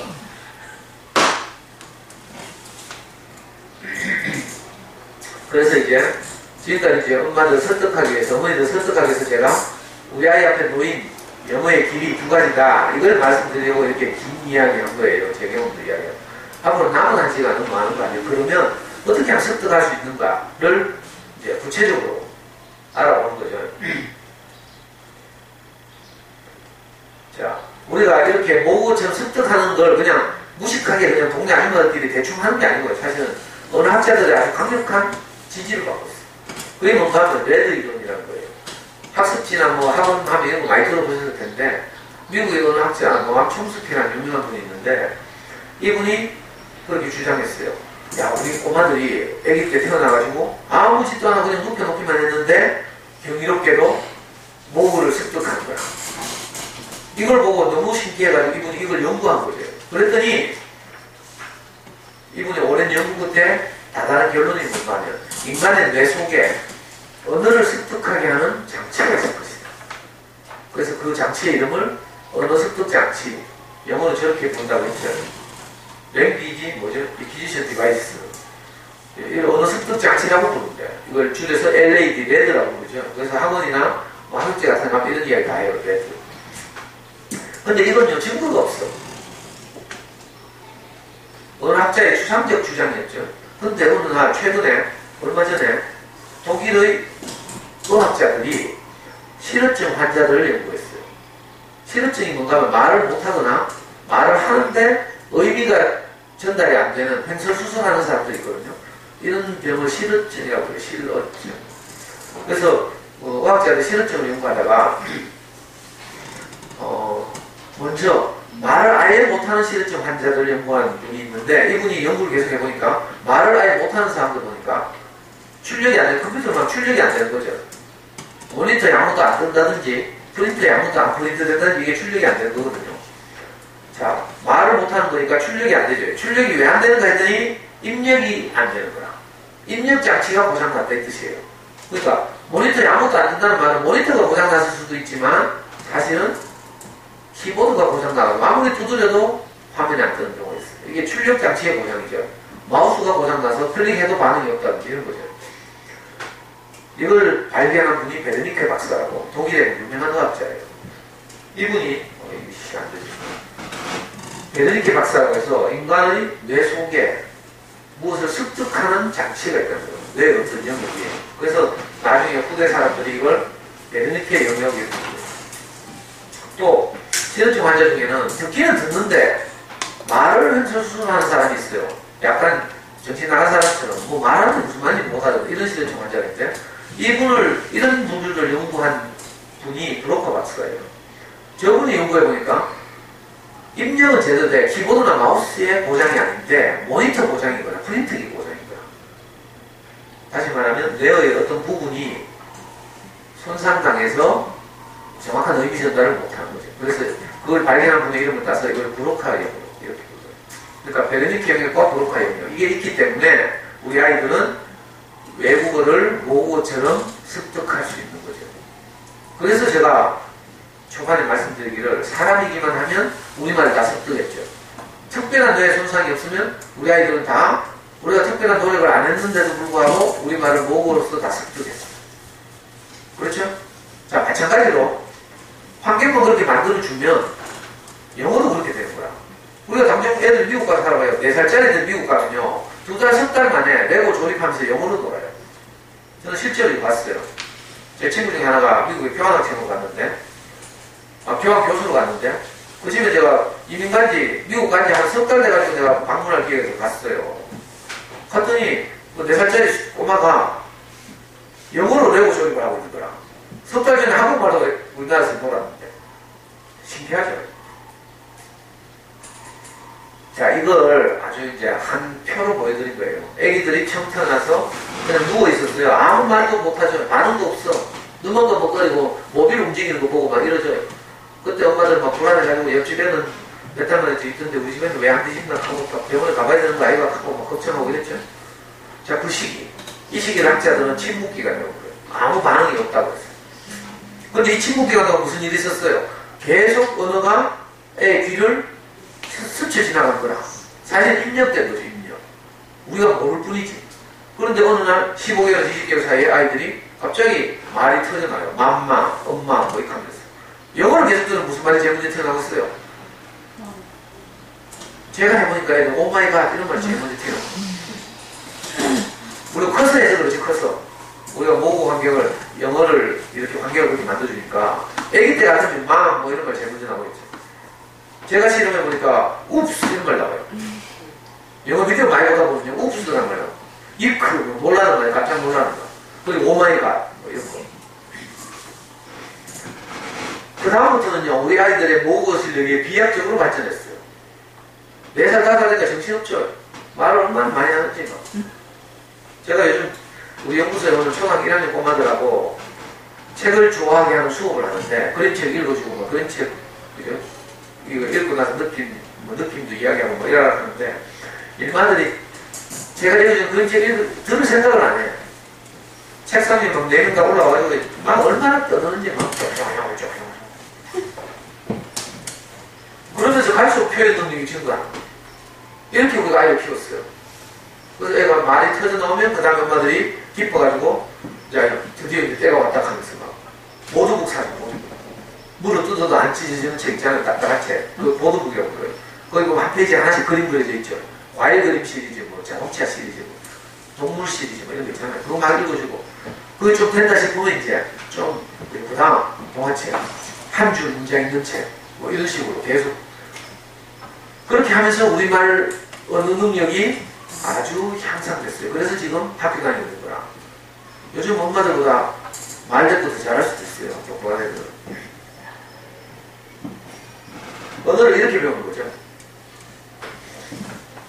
자, 이걸 차용해서 잠수의 영어법은 요 3가지를 하라는 거예요. 이걸 보고 그 두꺼운 책을 딱 요약한 거예요. 한 표로. 잠수의 영어 3종 세트라고 해요. 3종 세트. 이거 뭔가 하면 처음에는 아까 우리 애기들이 누워있고 우리말이 계속 스쳐 지나간 것처럼 우리 아이들에게 영어가 계속 스쳐 지나갈 수 있도록 집에서 뭘 보라고? DVD를 계속 보라는 거예요. 이걸 보고 흘려듣기 이렇게 불러요. 흘려듣기. 어릴 때 우리 애기들이 우리말을 막 공부하는 게 아니죠. 그냥 누워가지고 들리는 말 그냥 들었어요. 들리는 말. 무슨 말인지 모르고 들었겠죠. 당연히 애기니까. 자, 마찬가지로 우리 아이들도 영어가 무슨 말인지 모르면서 계속 듣는 거죠. 이걸 흘려듣기라고 해요. 흘려듣기를 꾸준히 하다 보면 학자들이 말하는 대로 2000시간만 들으면 말이 터져 나온대. 2000시간. 계산해보니까 하루에 3시간씩 2년만 하면 2000시간 돼요. 어느 정도 의지가 있을 때 시간을 좀 쓸데없는 사교육을 정리하고 영어를 딱 노출시키기 시작하면 의지를 딱 집중해가지고 하면 2, 3년만 하면 딱 끝나요. 이게 흘려듣기죠. DVD고. 왜 DVD 보라고 하는 거냐면 애들이 모르는 말을 듣잖아요. 근데 DVD에는 화면이 있어. 화면에 도움을 받으니까 잘하면 말은 흘려듣기지만 실제로 애들이 집중해서 들어요. 재작년에 히어로 개봉했을 때 엄마들이 막 다운받아서 막 DVD 사서 보여주고 했죠. 그걸 어떤 엄마들 한국말로 보여주지만 대부분 똑똑한 엄마들 다 영어로 봤어요. 애들이 히어로 막 계속 보더니 재밌으니까 나중에 어떻게 돼요? 좀 제가 B급언을 써서 죄송한데 개나 소나 다 레디고 다 따라 먹더라고. 알아요? 레디고 그 영어 노래인데 온 동대들이 다 불러요. 그 좀 적극적인 여자애들 막 있잖아요. 엄마 뭐 드레스 사러 졸라가면 하얀 드레스 입고 있잖아. 플레스 티슈 있잖아요. 뽑아가지고 그걸 자기에 찢어가지고 뭐 주머니 넣어놨다 눈 온다 하면서 눈물이 있어서 뭐 그러면서 이제 막 레디고 부르고 막 이런 거예요. 이게 뭐예요? 아이들이 좋아하는 DVD일 경우에 화면에 도움을 받아서 내용 이해를 상당히 하면서 들으니까 훨씬 더 많은 놀라운 성과를 보이는 거죠. 노래가 되게 괜찮은 것 같아요. 아이들 특징마다 좀 다른데 우리 아이도 노래를 좋아했어요. 그래서 엄마들 유아기 때 뭐 영어 노래 많이 들려주잖아요. 이걸 보고 영미권의 전래동요라고 해서 마더구스 이렇게 부르죠. 전래동요, 마더구스 테이프 같은 거 엄마들 많이 들려주고 했잖아요. 유아기 때 그거 많이 하거든요.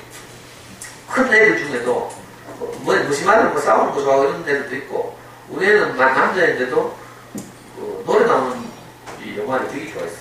그래서 우리 애가 영어에 가장 큰 도움 받았던 비디오는 사운드 오브 뮤직이에요. 이번에 사운드 뮤직 보지만 6개월 동안 사운드 뮤직만 봐요. 6개월 동안. 근데 그 긴 2시간짜리 영화가 계속 보니까 어떻게 돼요? 아이 속에 다 들어온 거야. 그거 다 자기만이 됐어. 그러니까 진짜 경이로운 일이 일어나더라고. 그 어려운 사운드 뮤직은 여러 노래 나오잖아요. 제가 처음 솔직히 그 사운드 뮤직을 애한테 보여줄 때는 아 그래 도레미송 하나요? 아니죠. 도레미송은 좀 쉽잖아요. 익숙하고 우리말로도 있고 그러니까 그건 따라 하겠지 이렇게 생각했어. 그 다음에 좀 쉬운 노래가 에델바이스. 이것도 우리도 많이 들었잖아요. 그래서 에델바이스 따라 하겠지 이렇게 생각했어. 근데 그 뭐 20곡 중에 제일 어려운 노래가 하나 있는데 그게 뭔가 마이 페이버릿 띵 하는 노래예요. 주인공 줄리 앤드루스가 지가 해고당하고 우울할 때 기분 전환하려고 막 자기가 즐거웠던 일을 떠올리니까 마이 페이버릿 띵, 내가 좋아하는 것들 그 영어 노래가 되게 어렵거든요. 근데 우리 애가 계속 보니까 그게 줄리 앤드루스보다 더 잘 부르는 거라. 그거 제가 실제로 그 녹음해가지고 아까 그 잠수대라는 사이트에 게시판 올리고 그랬다니까. 그 다른 후배들이 또 따라하면서 다운받아 듣고 있잖아요. 희망을 가지고 아 우리도 저 오빠처럼 하면 되겠네 하면서 손님이 많았어요. 더 기적적인 거 뭔지 알아요? 제가 수많은 일들이 있었지만 우리말 배울 때 우리 애기들은 너무 어려가지고 아까 침묵기간이라고 그랬어요. 근데 초등학생들이 영어를 이렇게 환경을 꾸며주면 어떤 일이 보니까 침묵기간이 없어. 겨울하고 계속 보니까 뭐 그래도 좀 어설프게 막 흉내내고 따라 하잖아요. 애들 인지 능력이 발달했기 때문에 애기 때, 영할 때하고 달라요. 침묵기간이 없어. 우리 애는 비디오를 본 지 얼마 안 돼가지고 6개월, 1년쯤 지났는데 어느 날 내가 그 운동장에서 축구를 했거든요. 남영초등학교 운동장에서. 우리 애 초등학교 때는 제가 동네 엄마들, 몽띠들 다 불러가 축구를 시켰어요. 왜냐하면 애들 괴롭히고 뭐 중학생 되는데 담배 피우고 있는데 그 학교 초등학교 근처에 다 배회하고 있거든. 얼마든 우리 애 괴롭힐까봐 제가 미리 관리를 하거든요. 맨날 축구하면서. 그래서 운동장에 축구를 하면서 우리 애는 축구를 안 좋아해서 늘 그 체육대 때 보고 사령하고 걸었어. 한참 항상 관찰하는 거죠. 어느 날 내가 깜짝 놀란 게 윤선 영화한테 그 모래 뿌리던 미국 꼬마 있잖아. 걔하고 이야기를 한 거야. 이야기를. 진짜요. 그런데 너무 놀래가지고 축구하다 말고 가만히 보니까 미국 꼬마가 고개를 푹 숙이더니 지 가랭이 사이로 고개를 집어넣어. 좀 어리니까 괜히 몸이 유연해가지고 그래서 거꾸로 하늘을 쳐다보고 있는 거예요. 그리고 모락하고 위에도 모락하더라고. 내가 너무 궁금해서 그날 밤에 집에 들어오면 애한테 물어봤어요. 야, 아까 너가 무슨 이야기 했는데? 하니까 우리 애 대답이 뭐 별말 안 했어. 별말 안 해도 말해봐. 그래서 애가 한 말이 모든 게 거꾸로 보이다 하대요. 얼마 분명히 영어로 했는데 그 당시에 우리 애가 아직 자기는 충분히 지 마음을 영어로 표현할 만큼 많이 들은 상태는 아니었어요. 근데 듣기가 상당히 된 거지. 그래서 그 꼬마가 하는 말을 알아듣는 거라. 알아들어서 말이 되니까 더 이상 모래 안 뿌리고 같이 모래 물 부어 가지고 있잖아요. 물도하고 물 부어 가면서 모래성 쌓고 같이 놀았다. 기적이에요, 기적. 그놈의 윤 선생님은 5년 반에도 안 돼요. 내가 윤 선생님한테 낚여가지고 꼬시켜가지고 윤 선생님하고 선생님한테 늘 듣기, 쓰기, 이렇게 말을 골고루 그래서 그걸 뭐라 하죠? 윤스, 밸런스드 프로그램. 무슨 말인지 알겠죠? 윤색에서 균형 잡힌 영어 교육을 한다는 거라 듣기, 쓰기, 그 말. 다른 데서 다 똑같아요. 여기 꼬신다니까. 근데 그걸 잘 들어보면 듣기, 쓰기, 말하기라고 원래 뭐라고요? 문법, 회화, 독해, 작문이라는 거예요. 그걸 고상하게 표현하고 부드럽게 표현한 거죠. 근데 지금 우리 애들 하는 거 보면 똑같아. 제가 빨리 외워야 되고 노가다 해야 되고 나중에 되면 마치 엄마들 한번 봐요. 손으로 한 움큼 모래를 쥐어봐. 어떻게 돼요? 처음에 쉴 때는 막 엄청 질 것 같죠? 그 손가락 사이 다 빠져나가고 손바닥에 남은 모래 몇 개 없어. 우리의 영어 공부가 꼭 이런 식이 돼요. 학습하기. 그래서 이걸 흘려듣기라고 해요. 흘려듣기. 우선 흘려듣기를 하면 의사소통이 저절로 해결돼요. 뭐 인증시험에서 공인영어 점수는 둘째치고 일단 흘려듣기를 하면 의사소통이 돼요. 우리 애가 사운드 뮤직을 보고 제가 우리 아이 특성을 알죠. 아니면 음악적인 걸 좋아한다. 어릴 때도 피아노 학원 한도 안 보냈는데 음악을 얼마나 좋아하는지. 내가 우리 마누라하고 싸워서 피아노 학원 안 보내길 잘했지. 우리 아이도 계속 피아노 학원 보내자 하더라고. 그래서 제가 그렇게 했잖아요. 야, 초등학교 때 피아노가 그렇게 중요하면 왜 피아노 과목이 없노? 그냥 음악 아니고 음악. 그래서 제가 안 보냈다니까? 그리고 우리 애는 뭐 피아노를 쳐야 좀 인생을 좀 여유있고 풍요있게 살고 뭐 하더라고. 지랄하고 있네. 인생의 풍요가 피아노에서 오나. 이게 보통 악기 하는데 노래 초등학교 때지. 그래, 그 엄마들 다 일반적인 그런 얘기야. 그리고 어떤 엄마들은 악기를 해야 중학교 가서 내신도 잘 갖고 뭐 이렇게 한다. 중학교에서 내신하는데 피아노를 하면 그건 고발당해야 돼요. 피아노 형편에 따라서 배울 수도 있고 못 배울 수도 있고 그렇죠. 집에 피아노 있을 수도 있고 없을 수도 있고. 중학교 내신은 절대로 피아노 연주는 내신 안 해요. 뭘로 해요? 리코더. 누구나 할 수 있는 걸로 해. 그게 합리적이고 평등한 거죠. 진짜예요. 그 중학교 때는 노래 부르기 리코더, 기껏해야 오카리나 뭐 이런 수준 가지고 내신을 수행평가해요. 그러니까 꼭 악기 안 해도 돼. 체육도 마찬가지고요. 선생님한테 욕하고 대들지만 않으면 돼. 미술학원 안 다녀도 돼요. 미술학원 다니면 스킬 배우죠, 스킬. 그림을 그린 스킬을 배우고 창의성을 배우는 게 아니라 우리는 미술학원 안 다녔거든요. 근데 수행평가만 항상 A 받았어요. 왜? 성실하게 그리니까. 스킬은 나쁘더라도 성실하게 그리면 돼요. 선생님 하라고 대로 하고. 체육도 마찬가지예요. 운동을 잘해서 A를 받는 게 아니고 체육 시간에 선생님한테 욕만 안 하면 다 A 받는 거예요. 진짜요. 음악미술 체육 때문에 어떤 고등학교가 자기 학교에 서울대가 재원인데 음악미술 체육을 80점 밑으로 받아가지고 감점당하면 불리하잖아요. 서울대나 명문대에서는 음악미술 체육은 무조건 80점 이상만 받으면 똑같이 취급해요. 100점이든지 80점이든지 만점 취급해요. 만점.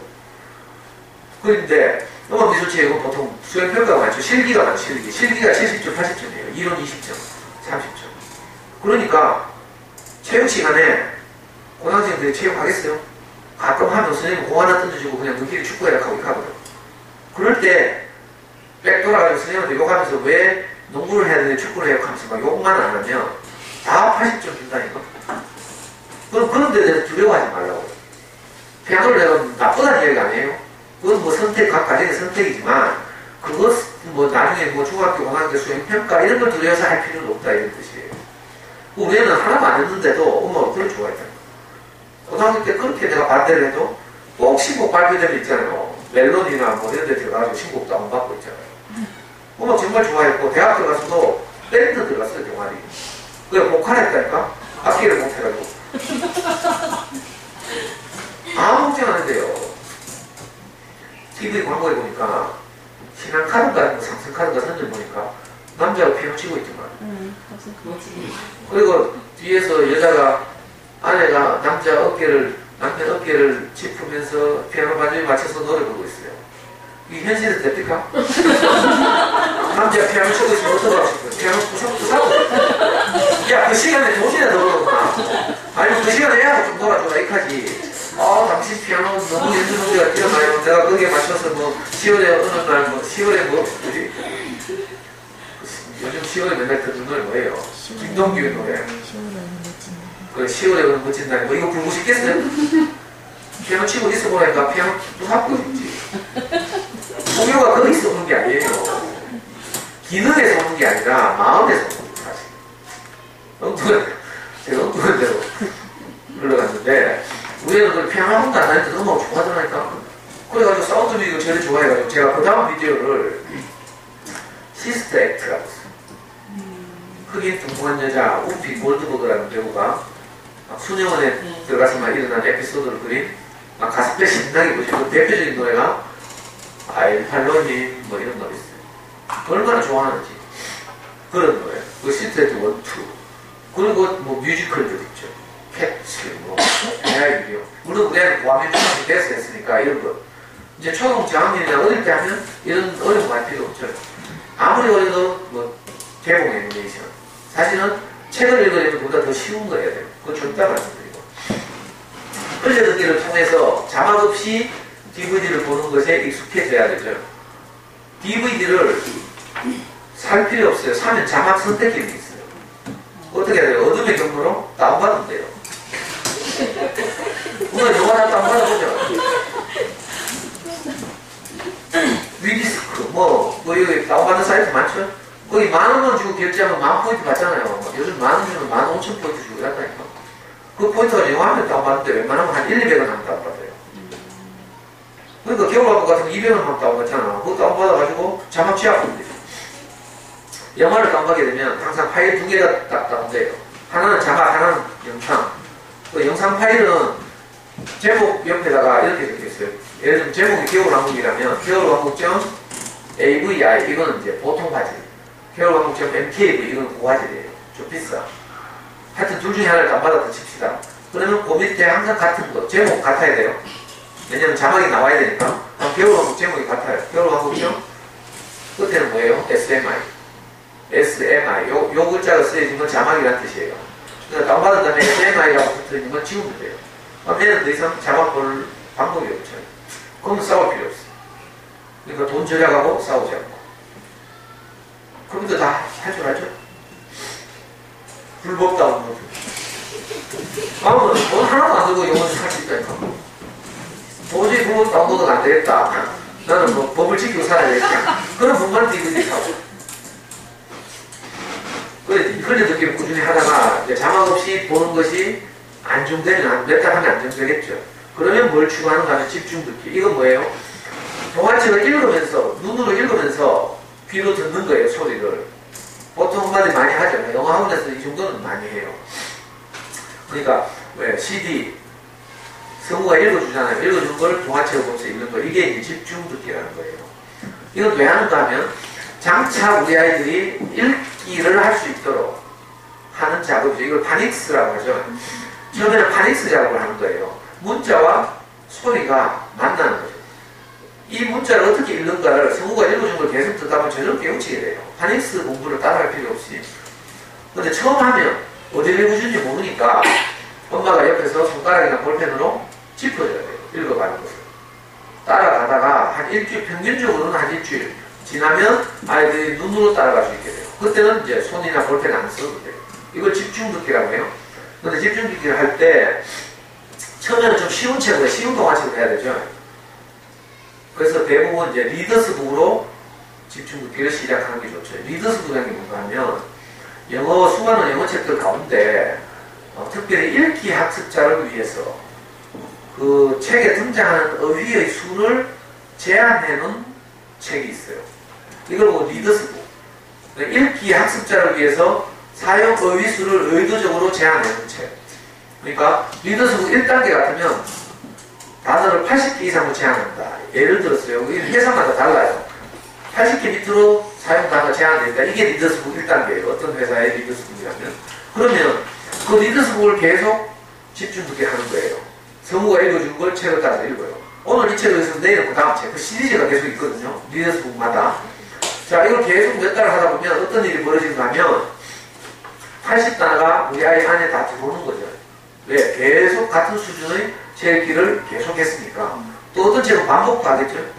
그러면 이걸 몇 달 하면요. 어떤 일이 벌어지는가 하면 80단어가 다 아이들 속에 들어와. 하도 들어서. 또 어떤 반복한 책을 외우다시피 하기도 하죠. 자, 이렇게 되면 그 다음에는 뭘 하는가 하면 집중 듣기 했던 영어책 읽기. 어떻게 해요? 성우를 빼는 거죠. CD를 빼고 책만 주는 거야. 80단을 다 이해했기 때문에 동화책에는 당연히 사파도 있고요. 그렇죠? 그렇기 때문에 음원을 빼고 CD를 빼고 읽어보라고 해도 읽게 되는 거죠. 유창하진 않지만 읽게 돼요. 이게 집중 듣기 했던 영어책 읽기. 자, 집중 듣기 했던 영어책 읽기도 또 꾸준히 하면 어떤 일이 벌어지냐면 이번에는 집중 듣기 안 했던 영어책 비슷한 수준의 영어책도 읽게 돼요. 왜? 다음 수준이 비슷하니까. 이러면 1단계 영어책도 다 읽을 수 있게 돼요. 아주 쉬운 리더스북 1단계. 한 페이지에 한 줄, 두 줄 나오는 영어책들 있죠. 자, 그러다 보면 1단계 영어책도 다 읽게 돼요. 이 사이에 집중 듣기는 또 뭐예요? 2단계로 레벨을 올리는 거야. 그러면 이번에는 100단어, 3단계는 150단어 이런 식으로. 그걸 계속 듣게 하면 아는 어휘의 수가 계속 늘어나죠. 이렇게 해서 결국에는 쉬운 영어 동화책을 읽게 되는 거야. 이게 장순의 영어 공부의 핵심이에요. 요 세 가지를 다 하게 된다. 안정적이다. 이러면 벌써 1년이 흘러갑니다. DVD 보면서 몇 달, 집중 듣기 하면서 몇 달, 집중 듣기 했던 영어책 읽으면서 몇 달, 이렇게 흘러가는 거예요. 나중에는 집중 듣기 안 했던 비슷한 수준의 영어책 읽기. 이렇게. 사실은 굉장히 쉬워요. 이번에도 수능고에 어떤 엄마가 저한테 상담하고 사무실에 찾아왔는데, 장순의 영어책도 읽어보고, 뭐, 수능고에서 제일 뛰어난 경동초등학교 5학년 중에 제일 영어를 잘한다는 애한테 물어보고, 엄마한테 물어보고 이랬는데도 감이 안 잡힌대요. 그래서 제가 우리 연구소에 왔길래 내 이야기를 딱 했어요. 처음에는 자막 없이 DVD 보는 것부터 시작해요. 그런데 어떤 DVD? 이거 적다 말씀드려요. 이 원리가 이거예요. 흘려 듣기를 충분히 해서 2000시간 이상을 듣게 되면 그 듣기의 기초 위에 그 다음 집중 듣기를 하고 또 집중 듣기의 기초를 가지고 쉬운 영어책 읽기를 하기 때문에 자연스럽게 이게 가능해지는 거죠. 이 과정 없이 그냥 영어책 읽으라 못 읽잖아요. 근데 DVD 보기부터 출발하는 거죠. 그래서 내가 이걸 빙산에 비교해요. 빙산. 타이타닉이 빙산이 조그만 빙산이 부딪히는데 그거 큰 데가 침몰했어요. 왠 줄 알아요? 바다 위에 떠오른 빙산은 조그맣게 보이지만 그 빙산 보이는 복 밑에 거대한 빙산이 있어요. 그러니까 그 바다 위에 조금 튀어나온 부분을 부딪힌 게 아니고 사실은 밑에 있는 거대한 빙산을 부딪힌 거죠. 그래가지고 타이타닉이 침몰했거든요. 자, 언어로서 이렇게 습득하게 되면 더 이상 후퇴가 없어요. 빡빡이 하면서 외운 것은요, 시간 지나면 까먹어. 독일의 유명한 예민하우스라는 교육학자가 망각 독서이라는 걸 발표했잖아요.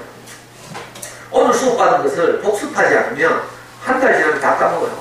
돌아서면 80% 까먹고, 오늘 저녁 때면 90% 까먹고, 일주일 지나면 95%, 한 달 지나면 99% 까먹는데, 이게 망각이라는 거죠. 그래서 안 잊어버리려면 어떻게 돼요? 반복해요, 반복. 한 달 뒤에 다 잊어버리니까 영어 단어를 외웠다고 치면 오늘 30개를 외웠어요. 내일 또 30개를 외우죠? 그럼 어떻게 해야 돼요? 내일은 오늘 30개를 외운 거에다가 다시 30개, 60개를 외워야 돼요. 3일째는 30개, 90개 외워야 돼요. 열흘째는 300개 외워요, 300개. 그럼 30일에는 900개를 외워야 돼요. 첫날부터 해서 30개를 계속 반복하고 그날 30개. 이걸 어떻게 900개를 하루에 해요? 그러니까 복습이라는 것이 굉장히 어렵다는 뜻이에요. 그런데 그렇게 무식하게 복습하지 않아도 애들이 재밌어가지고 계속 길거리면서 본다든지 즐겁게 듣는다든지 이러다 보면 자기도 모르는 사이에 어휘가 우리 안에 들어오는 거죠. 우리 꼬마들 그렇게 해서 우리말을 지금 사용하고 있는 거예요. 자주 듣지 않은 말은 익숙하지 않아서 사용이 안 돼. 여러분들 해보면 말해보면 알죠? 제가 사용하는 말 가운데 여러분들이 사용하지 못하는 말이 있어요. 예를 들면 집중 듣기, 흘려 듣기 이런 말 자연스럽지 않죠. 여러분들 별로 사용 안 해서. 저는 가끔 책을 보다가 문학을 하시는 분들이 주로 쓰는 어휘가 하나 있는데 제가 늘 그걸 보고 네이버 사진 찾아보고 외워요. 근데 또 한 달 지나면 또 사용을 못해. 잊어버려. 그런 단어가 있다니까. 무슨 단어죠? 시나무로라는 단어예요. 소설 같은 데는 뭐 시나무로, 점점 뭐 이런 식이죠. 이런 뜻을 가진 순우리말이래. 그래, 소설 같은 데는 가끔 나와요.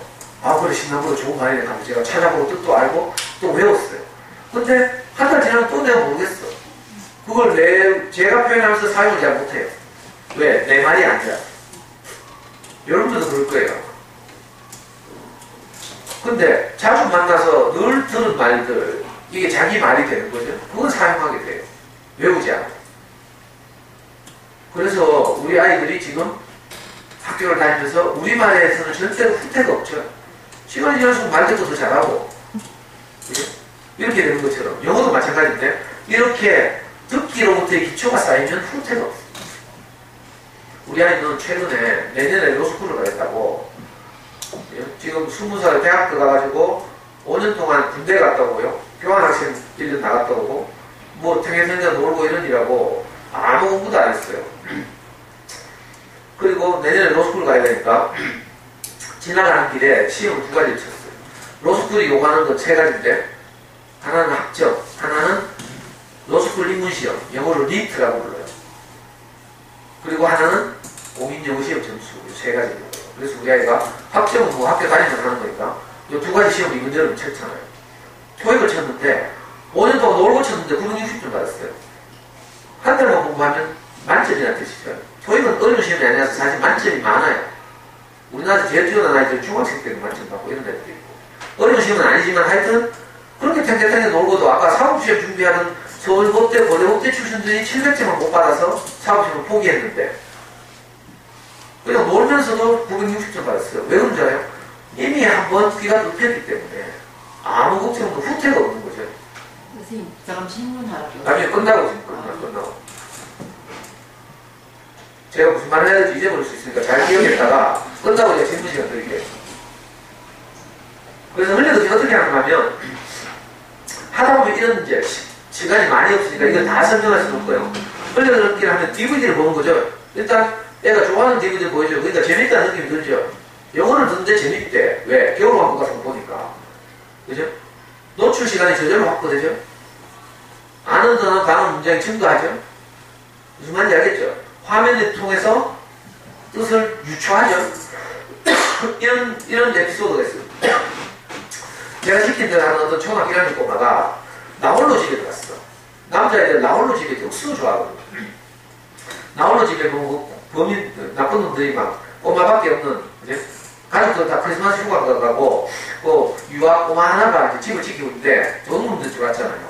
그러니까 그 도둑놈들하고 우여곡절하는 영화인데, 제일 마지막에, 이 범인들이 경찰에 잡혀가요.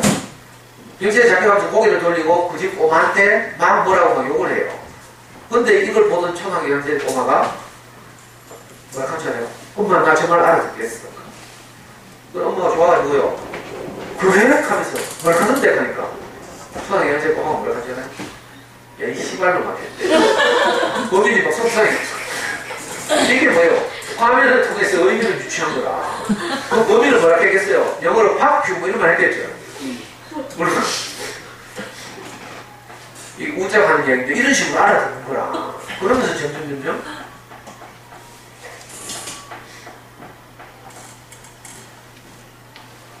엄마들이 저한테 가장 많이 하는 질문이 세 가지인데 흘려듣겠어. 내용도 모르고 흘려도 되나? 그래서 DVD를 보라는 거라.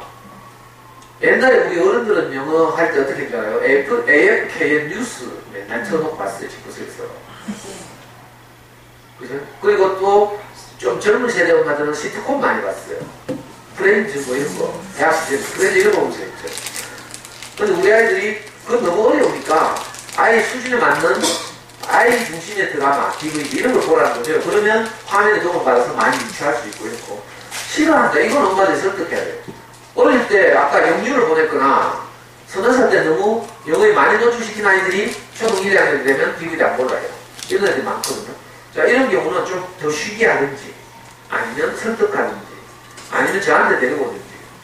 제가 가끔 초등학생들 위한 잠수는 영어국 설명을 1년에 한 번씩 해요. 그 초등학생들 유아들 막 오거든요. 그럼 아주 쉽게 이제 왜 이렇게 해야 되는지를 아이를 제가 설득하죠. 반복은 어떻게 하나 이렇게 묻는 사람도 있어요. 반복은 아이에게 맡깁니다. 이게 정답이에요. 애가 반복하고 싶어 하면 그냥 두면 돼요. 고맙지 뭐. 우리는 사운드 뮤직 6개월 보고 나서 영어 끝났다니까. 지각하느라고 이번에 토익 치고 나와서. 나는 중학교 2학년 때까지 한 영어로 지금까지 먹고 살고 있으니까요. 왜? 중3 때부터 고등학교 시절에는 저도 불안하고 지도 불안하고 이래가지고 입시영어 했죠. 입시영어. 입시영어 뭐예요? 결국 단어 외우고 지랄하고 막 이런 거거든. 그건 아무 도움이 안 될 때. 단어 외우기도 싫고 귀찮고. 근데 어릴 때 이렇게 살아있는 영어를 한 거죠. 그게 지금도 우리 아이의 영어 실력이에요. 다른 거 하나도 없어요. 이렇게 하면요, 초등학교 한 5, 6학년쯤 되면 애들이 가족 여행을 홍콩이나 괌 같은 데 가면 영어를 뭐 이렇게 뭐 티켓팅하고 해야 되죠. 그걸 초등학생들이 한다니까? 엄마들은 못 하잖아요. 비디오를 보면 우리 애들은 겁이 없어. 그냥 가서 한다니까? 그러니까 나중에 해외여행 가고 싶으면 미리 시켜놔요. 자, DVD를 가면 제한테 어떤 걸로 흘려듣기를 할까? 이거죠. 국내에 나오는 모든 영화는 DVD는 잠수내서 크게 9단계로 일부러 분류를 했어요. 그 중에서 영화를 6단계에서 9단계까지로 봐요. 그리고 개봉 애니메이션 중에서 좀 일반적인 것을 5단계 정도로 봐요. 그러면 저학년들은 뭘로 하는 게 좋은가? 2단계에서 4단계 사이의 DVD로 하는 게 좋죠. 한번 보여드릴게요. 이 2단계, 2단계. 엄마도 까이거 이런 거 알아요? 레이지, 페파피그 이런 거 알아요?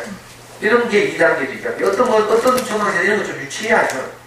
이게 전부 유아 때 보는 거니까, 뭐, 8살 때 주로 즐겨보는 건데, 이걸 만약 좀 유치해서 10하면 3단계. 베렌스타인 배우 유명하죠. 클리포드, 올리비아, 이런 거. 4단계. 바비, 코리델리, 아서, 이런 거예요. 자, 방금 보여준 2, 3, 4단계를 하면 좋은 점이 뭐가 있는가 하면, 어떤 여학생이 바비를 좋아해. 그럼 바비 시리즈가 있거든요. 개봉 바비 말고, 개봉 바비는 한 편이죠, 한 편. 근데 미국에서 드라마라는 바비 여러 편이 있어요. 이걸 좋아하면 만약에 나중에 집중 듣기를 할 때 책이죠, 이거. 책에도 바비가 있거든요. 바비 있죠, 바비. 이거 스테리 투 리딩이라는 리더스북인데, 그죠? 이 리더스북 시리즈 중에 바비라는 캐릭터가 주인공인 동화책이 있다고요. 이걸 집중 듣게 하면 되죠. 왜냐하면 바비를 좋아하니까. 그러니까 흘려 듣기와 집중 듣기를 이렇게 연계해서 할 수도 있다 이 말이에요.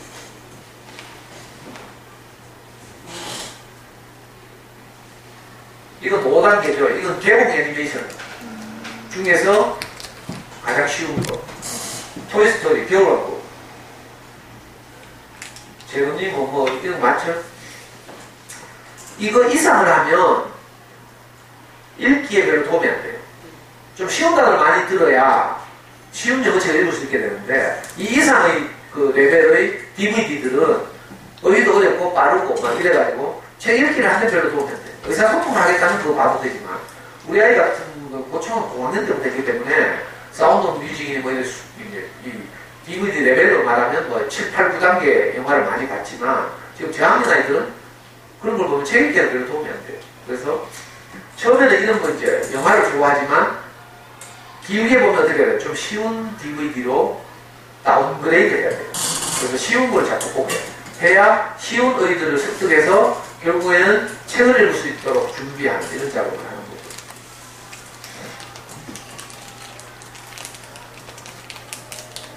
그 다음에 집중 듣기예요. 집중 듣기를 하게 되면 아까 말한 것처럼 파닉스를 저절로 익히게 돼요. 문자와 소리를 일치시키는 작업을 계속 하는 것이니까 파닉스를 따로 공부하지 않으면 파닉스 효과가 발생해요. 좀 늦은 애들은 오래 걸리고 빠른 애들은 하루 이틀 나면 되지만 보통 평균적으로는 한 일주일 하니까 손가락으로 안 짚고도 어디를 성우가 읽어주는지를 눈으로 따라가더라고요. 시간이 점점 흐르면 읽을 수 있게 되죠. 아까 설명 다 드렸고요. 이런 식으로 점점.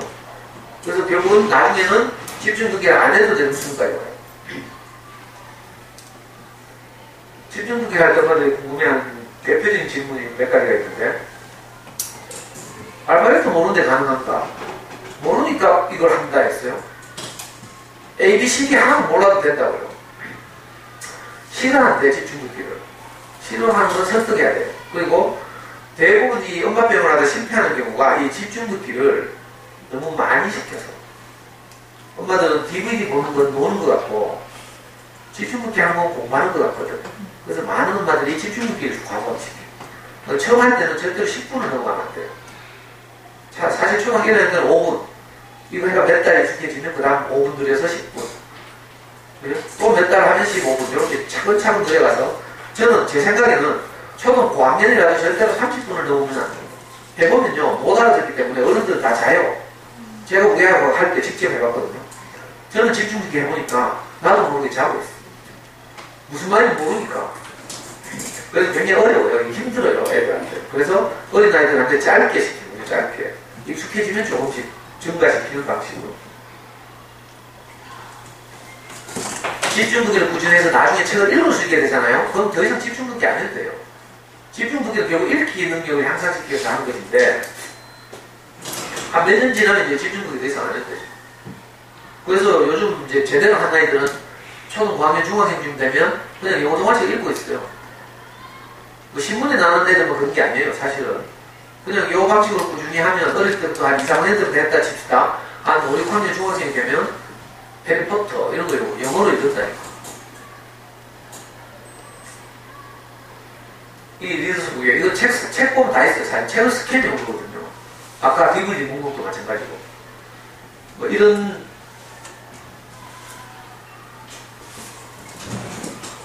이런 제목 일일이 다 말씀드릴 수는 없으니까 책에 보면 부록으로 다 나와 있어요. 그 책을 한번 사시면 제일 좋고 하겠다고 하면 일단 도서관에서 빌려보시면 돼요.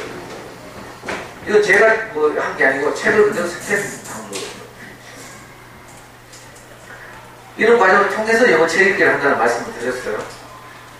처음에는 뭐 한다고요? 집중 듣기 했던 영어 책을 읽는 것부터 시작해서 하다 보면 저절로 쉬운 단어들을 익히고 또 문장을 읽게 되고 이렇게 해서 조금씩 읽기 능력이 향상되는 거죠.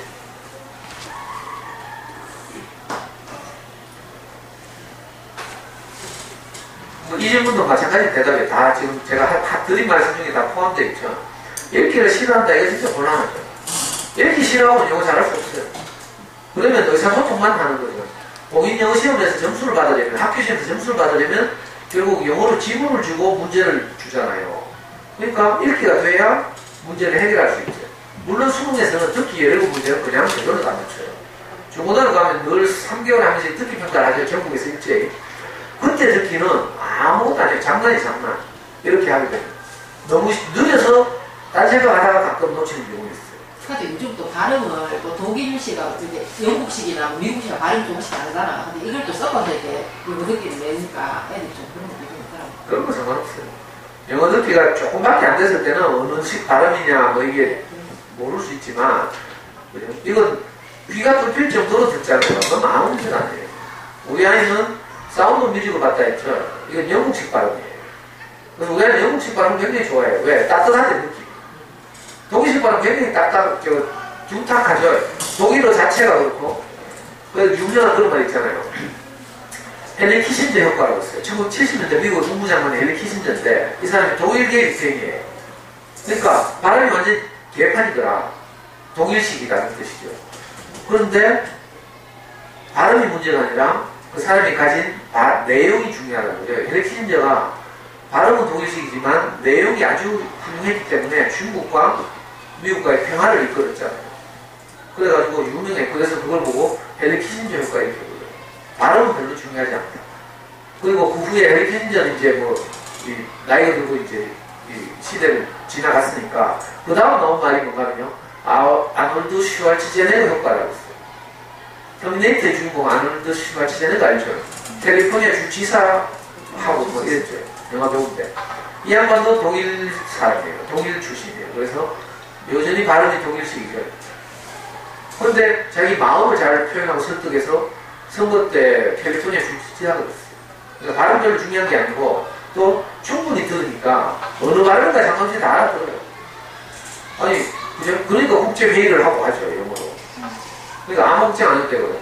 우리 아이는 그래서 주로 영국식 발음을 굉장히 좋아한다고 해서 제가 영국 드라마를 많이 보여줬어요. 프린세스 다이어리 이런 영화인데 그게 영국식 발음이거든요. 굉장히 따뜻하다. 아이들만 느끼면 따뜻하니까. 근데 이 2000시간을 들려서 귀를 뚫는 이 작업에서는 워낙 많이 듣기 때문에 어느 나라 발음이라도 다 알아들어요. 심지어 필리핀에서도 영어 하잖아요. 파닉스 안 해도 되죠. 근데 불안하면 1년에 한 번씩 파닉스 학습서를 할 수도 있어요. 파닉스 학습서는 선택. 불안한 사람들만 하라고. 그래서 뭐 잠수는 책에 보면 부르고 파닉스 학습서 다 추천하는 거 있어요. 우리 애가 했던 것도 있어요. 제가 한 2시간 만에 다 말씀드릴 수가 없어서 급히 지나간 거예요. 제가 우리 연구소에서 엄마들 모시고 맨날 금요일마다 강의를 하는데 그때는 잠수는 공부법 한 학기 해요. 수학 공부법 한 학기 이런 식으로. 책을 좋아하게 한 학기 이렇게. 근데 오늘 딱 한 번만 하고 가야 되기 때문에 제가 서두르고 있습니다. 이걸 기억하셔야 되는데 처음 할 때는 리더스북을 한다고 했어요. 리더스북은 사용 의수를 제한하고 있어요. 비교거품은 사용 의수를 나타내는데 작죠. 비교거품이 작죠. 사용 의수가 얼마 안 돼요. 그래서 리더스북을 잘 읽는다고 안심하면 안 되고 리더스북 읽기가 잘 되면 그 다음 챕터북 리더스북과 비슷한 페이퍼북인데 갱지에다가 이렇게. 근데 이건 아서처럼 한 캐릭터가 여러 일과를 보내는 걸 묶어놓은 거죠. 챕터를 여러 개 모은 것이 챕터북이에요. 난이도는 어렵지 않죠. 이제 글은 많지만. 그래서 이걸 잘 읽게 되면 자연스럽게 그림책으로 해야 돼요. 그림책은 유치한 것 같지만 의지를 제한하지 않고 있어요. 살아있는 영어를 그대로 쓰고 있기 때문에 그림책의 어휘도 훨씬 많아요. 그래서 처음에는 미드스부로 시작하지만 장기적으로 아이들이 그림책과 동화책, 여기 소설이라고 되어 있잖아요. 사실 동화책은 노블. 소설책을, 동화책을 읽는 쪽으로 자연스럽게 고학년 중학생이 되면서 옮겨가는 거예요. 지금까지 드린 말씀을 요약하면 잠수에서 첫 1년을 적응과정이라고 불러요. 적응과정에서 하는 일은 요 분홍색, 흘려듣기, 자막 없이 TV를 보는 거예요. 그리고 집중 듣기. 무슨 말인지 알겠죠? 소리를 들으면서 책을 읽는 거예요. 그 다음에 집중 듣기 했던 영어책을 읽는 거예요. 이게 잘 되면 집중 듣기 안 했던 영어책을 추가하면 되는데 첫 1년에 안 해도 되고 다음 1년에 해도 돼요. 다음 1년, 2년차를 발전과정이라고 불러요. 내용은 똑같아요. 역시 DVD인데 이제 한 1년 했으니까 엄마들이 아이들이 좋아하는 DVD를 찾아주는 것이 훨씬 쉬워지죠. 그리고 집중 듣기. 시간이 조금 늘어나겠죠. 그리고 쉬운 책 읽기. 이런 식으로. 같은 방식으로 사실은 2년, 3년을 계속 하는 건데 시간의 비중만 조금씩 바꾸는 거예요. 귀가 뚫리면 DVD 안 봐도 되죠. 나중에. 한 3년 지나면 DVD 안 봐도 돼요. 왜? 이미 귀가 뚫려서 말이 나오기 때문에. 그리고 주말이나 방학 때 영화를 원서로 그냥 이렇게 즐기면 되죠. 시간이 한 3년쯤 지나면 그냥 주말이나 방학 때 재밌는 영화 원어로 보면 돼요. 그런 시기죠. 하여튼 핵심은 뭔가 하면요. 아이하고 잘 호흡을 맞춰서 아이가 하자는 대로 하는 거예요. 가능하면. 그래야 오래 할 수 있기 때문에 그렇죠. 하루 이틀 하고 말 게 아니기 때문에 꽉 찔러서 하는 건 한계가 있어요. 잘 모르시겠으면 다음 카페에서 대구국어 연구 치시면 우리 카페가 나와요. 거기 가시면 제가 이제 한 학기 동안 영어 공부 강의를 한 거 이런 동영상 강의들이 그대로 올라가 있어요. 아니면 유튜브 검색하셔도 되고. 그러면 오늘처럼 이렇게 2시간 만에 그냥 막 급히 말한 게 아니라 조금씩 나눠서 이렇게 말한 강의들이 있으니까 혹시 그 도움을 받으시면 되고. 또 뭐 이렇게 생각하는 사교육비를 절약하고 생각한 힘을 자라게 하는 수학 공부에 대한 강의라든지 우리 아이가 책을 중하게 하면 어떻게 해야 될지 이런 강의도 우리 카페에 오고 있어요. 그럼 혹시 뭐 이렇게 해보시다가 궁금한 게 있으면 게시판에 쓰시면 제가 대답하기도 하고요. 아니면 나중에 마치고 제 명함 가져가셨다가 나중에 문자 카톡으로 저한테 물어보셔도 되는데 가능하면 게시판에 쓰시면 다른 사람들도 도움을 받을 수 있어요. 우리 연구소에서 지금 아이들이 이렇게 하고 있어요. 여기 보시면 야들 지금 듣게 하고 있죠. 요 꼬마는 지금 지가 듣게 했던 걸 노트에다 쓰고 있어요. 오늘은 내가 동화책 뭘 듣게 들었다 이걸 영어로 쓰는 거죠. 저한테도 이렇게 하루에 한 줄씩만 써도 1년 지나면 300줄을 써요. 이게 5년 지나면 몇 줄을 쓰겠어요? 엄청나게 쓰는 거죠. 쓰기는 저절로 해야 돼요, 사실. 알파벳 뭐 연습 따로 안 해도 돼요. 괜히 해도 보내지 말고, 지가 들었던 동화책의 제목, 또 지가 집에서 봤던 DVD의 제목, 이런 걸 쓰면 몇 줄 쓰죠? 그걸 계속 매일 조금씩 하고, 거기에 1년에 한 300줄 쓰는 거죠. 좋죠. 그리고 또 하나, 어머니들이 DVD를 구하기 어려우시면, 우리 카페에 들어오시면, 잠수의 DVD 목록 정리되어 있는 것 중에, 우리가 인터넷으로 구한 목록이 우리 카페에 정리되어 있어요. 거기 보시면 2단계부터 9단계까지, 아까 말한 어둠의 경로로 가시면, 우리가 구한 것보다 2테라 반이 있어요. 이건 컴퓨터 하드디스크 1테라, 보통 집에 컴퓨터 하드디스크 한 500기가 있는 거거든요. 이건 2분 1테라라는 뜻이에요. 우리는 그 5배 정도를 구해놓고 있어요. 그러니까 어머니도 충분히 구할 수 있는 거예요. 정보 못 구하기 위해서 남편들한테 도움을 청하면 돼. 아빠들 야동값 받는 사이트에 들어가면 다 영화 있어요. 그것도 뭐 남편한테 자존심상해서 안 되겠다 이런 분은 우리 연구소 놀러 오시면 유튜브에서 대강에서 보시는 분들 중에 가끔 보면 다른 지방에서 다른 도시에서 남편하고 막 차를 끌고 하드디스크를 진짜 테라를 외상하서 사가지고 오시는 분도 있어요. 우리 거 복사해가려고. 차만 멀리서 왔는데 내가 거절은 못하지만 그렇게 해가지고 우리 노트북에 그걸 복사하면 하루 종일 그거 복사해야 돼요. 그걸 노트북 못 써. 그건 좀 너무 하잖아요. 진짜 그런 분들 많아요. 유튜브에서 강의 듣고. 근데 이제 제가 그래서 예를 들면 2학년이잖아요. 그러면 우리 카페에 가서 목록을 봐요. 목록을 보면 2단계부터 한 4단계 정도 중에서 우리 아이가 좋아할 만한 제목이 있어요. 우리 아이가 좋아할지 안 좋아할지 모르면 유튜브 가셔서 그 제목을 쳐넣으면 샘플 동영상이 많이 떠요. 그걸 애한테 틀어주면 우리 애가 마음에 들어 하는지 아닌지를 금방 판단할 수 있어요. 자, 그렇게 한다면 그 제목을 추려서 몇십 개를 추린 다음에 고용량 USB는 뭔지 알죠? 요즘은 고용량 USB 64기가나 128기가 USB를 팔아요. 그걸 사는 거라. 그래서 그걸 들고 오시면 이제 복사해드릴 수 있어요. 아니면 매주 금요일 10시 30분에 우리 연구소에서 이 부모교육 강의를 제가 매주 하거든요. 방학을 제외하고. 그때 놀러 오시면 이제 안면이 좀 익숙해지잖아요. 그러면 이제 지내져서 편하게 이렇게 이런저런 도움도 드릴 수 있고 또 뭐 이렇게 이웃이 되기도 하고 이런 거죠. 그래서 혹시 필요하신 분은 일단 우리 카페 들어가셔서 목록을 보고 내가 필요한 영화의 제목을 추려서 내용형 유해서 가지고 오시면 저희들이 도와드릴 수 있는데 그것도 낮에 오시면 애들하고 수업하거든요. 그래서 제가 좀 바쁜 편이고 지금 요즘 오전에는 제가 강의가 들어있어요. 그래서 가능하면 주말이나 아니면 7시 이후에 저녁 7시 이후에 오시면 얼마든지 복수해드릴 수 있어요. 저는 제한된 시간 동안 최선을 다해서 열심히 말씀드렸지만 커피 말씀드리라고 빠뜨린 것도 있을 수 있고 그래요. 그래서 궁금한 거 있으면 마지막으로 물어보시고 아까 뭐 묻고 싶었어요? 저는 그 문법이요. 왜냐면 문법을 아예 무시하거나 중학교만 가도 시험에 나오잖아요. 그래서 어떻게 아예 안 해도 된다 아니면 그렇게 해야 되는지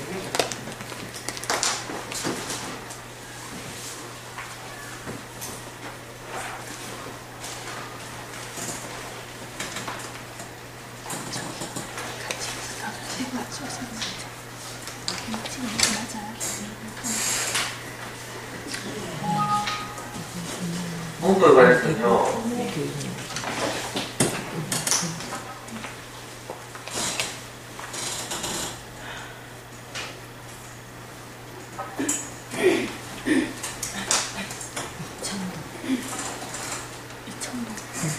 사실 고학년들한테 말씀드린 건데 저는 제 학년이 문법 걱정 안 해도 된다고 제가 말씀드렸는데 그래도 엄마들 걱정되시죠?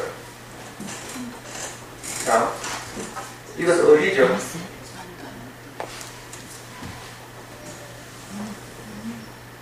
자, 문법 어떻게 할까 이 문제예요. 아까도 말씀드렸지만 이 영어를 언어로 받아들이게 되면 웬만한 문법 문제는 다 해결이 돼요. 자, 대표적으로 예를 들 수 있는 것이 일요일 날 되면 연예인들이 부대에 들어가가지고 리얼리티 쇼 하는 거 있죠? 뭐지? 진짜 사나이 있죠? 봐요? 진짜 사나이 보면 외국인이 쓸데없이 입소를 했어요. 누구예요? 호주 출신의 뚱뚱한 애 샘 해밀턴하고 후보에는 헨리? 얘들은 외국인이에요. 우리말이 굉장히 서툴러. 근데 문제 가지고 불편하면서 상관한테 혼나고 하죠. 잘 보시면 해밀턴이나 헨리가 말할 때 우리가 좀 어색하죠. 저건 저 경우가 아닌데 상관에 대해서 반말한다니까 문법을 몰라가지고 우리나라 어법을 모르는 거예요. 그럴 때 어머니가 딱 듣기에 헨리가 저거 말 실수했는데 금방 알죠. 그래서 분위기 쌓이잖아요. 자, 이걸 우리말을 원어민으로서 행사하고 있기 때문에 다른 사람들이 틀린 이렇게 문법적으로 틀린 말을 하면 금방 알죠. 문제가 수능 문제가 이렇게 나온다고요. 그러니까 모국어처럼 습득했으면 이 문장은 어색하다 금방 알아요. 근데 옛날 재래식으로 하면 뭐 관계 대명사가 잘못됐니 지랄을 하면서 막 뭐 문장의 오형식이 어긋났니 뭐 이렇게 하고 있어요. 그건 죽은 영어죠, 죽은 영어.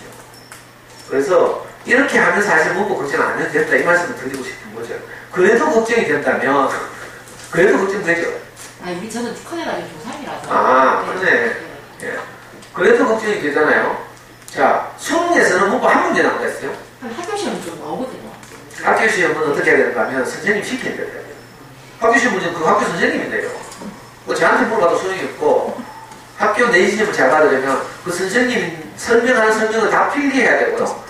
보통 선생님들 프린트물도 많이 줘요. 프린트물도 외워야 되고 더군다나 교과서를 외워야 돼요. 중학교에서 중간고사 치면 보통 교과서에 2과 내지 3과를 진도를 나가거든요. 근데 CD 있죠. 교과서 받을 때 CD 같이 받죠. 음악 듣듯이 CD를 음원 추출해서 휴대폰에 넣어가지고 그걸 계속 바꿔서 들어요.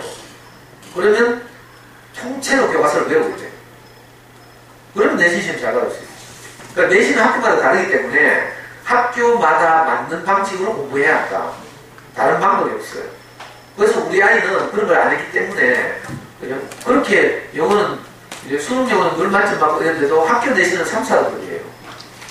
우리 애는 외고를 안 나오는데도 불구하고 내신을 너무 못 받아가지고 서울대를 못 받았어요. 수능으로는 전국 200등에서 300등 사이를 받았어요. 그러니까 내신은 그 학교에서 요구하는 대로 그 학교 선생님이 예를 들면 할아버지 선생님이다. 정신태가 집전의 선생님이다. 이러면 옛날 방식으로 하겠죠 수업을. 그럼 거기에 맞춰서 열심히 해야죠. 요즘 젊은 선생님이다. 그러면 좀 수업 내용이 달라져요. 거기에 맞춰서 하고. 그러니까 성실해야 되죠. 프린트물, 교과서, CD. 이거 성실하게 하면 되죠. 그리고 이런 방식으로 하면서도 문법이 걱정된다면 우리나라에서 가장 유명한 문법책 3종류예요. 우리나라에서가 아니고 원서죠, 원서. 옛날에는 대학생들이 공부한 책인데 하나를 머피 시리즈 이렇게 불러요. 하나를 아자르 시리즈 이렇게 부르고 그 밑에 거는 넥서스라고 국산 영어 문법책이죠. 이 3종류 중에 하나를 택해가지고 방학 때 그 중에 하면 돼요. 이게 조금 전에 말씀드린 뭐였더라? 머피 시리즈. 지은이가 머피예요. 영국의 머피. 이게 그래프인 뉴즈라고도 많이 알려지는 시리즈인데 이게 베이징이죠. 베이징. 우리 아이는 초등학교 6학년 때 이 책을 가지고 공부했어요. 다 영어로 되어 있어서 그렇지 인터넷에 가면 이 문법에 대한 동영상 강의도 무료 강의가 또 돌아다니고 있어요. 우리하고 친해진 분이 이것도 복사해드릴 수 있어요. 이거하고 상대가 이런 게 아자르 시리즈예요. 빨간 책이라고 하죠.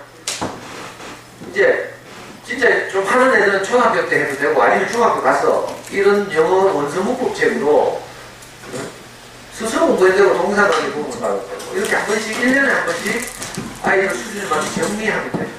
영어 문법책 부담이 된다고 하면 넥서스 시리즈라고 있는데 이건 국산 문법책인데 성문정 정은 이런 고등학교 문법책이 아니라 이런 외국의 원서와 흑산 문법책인데 국산이에요. 국산.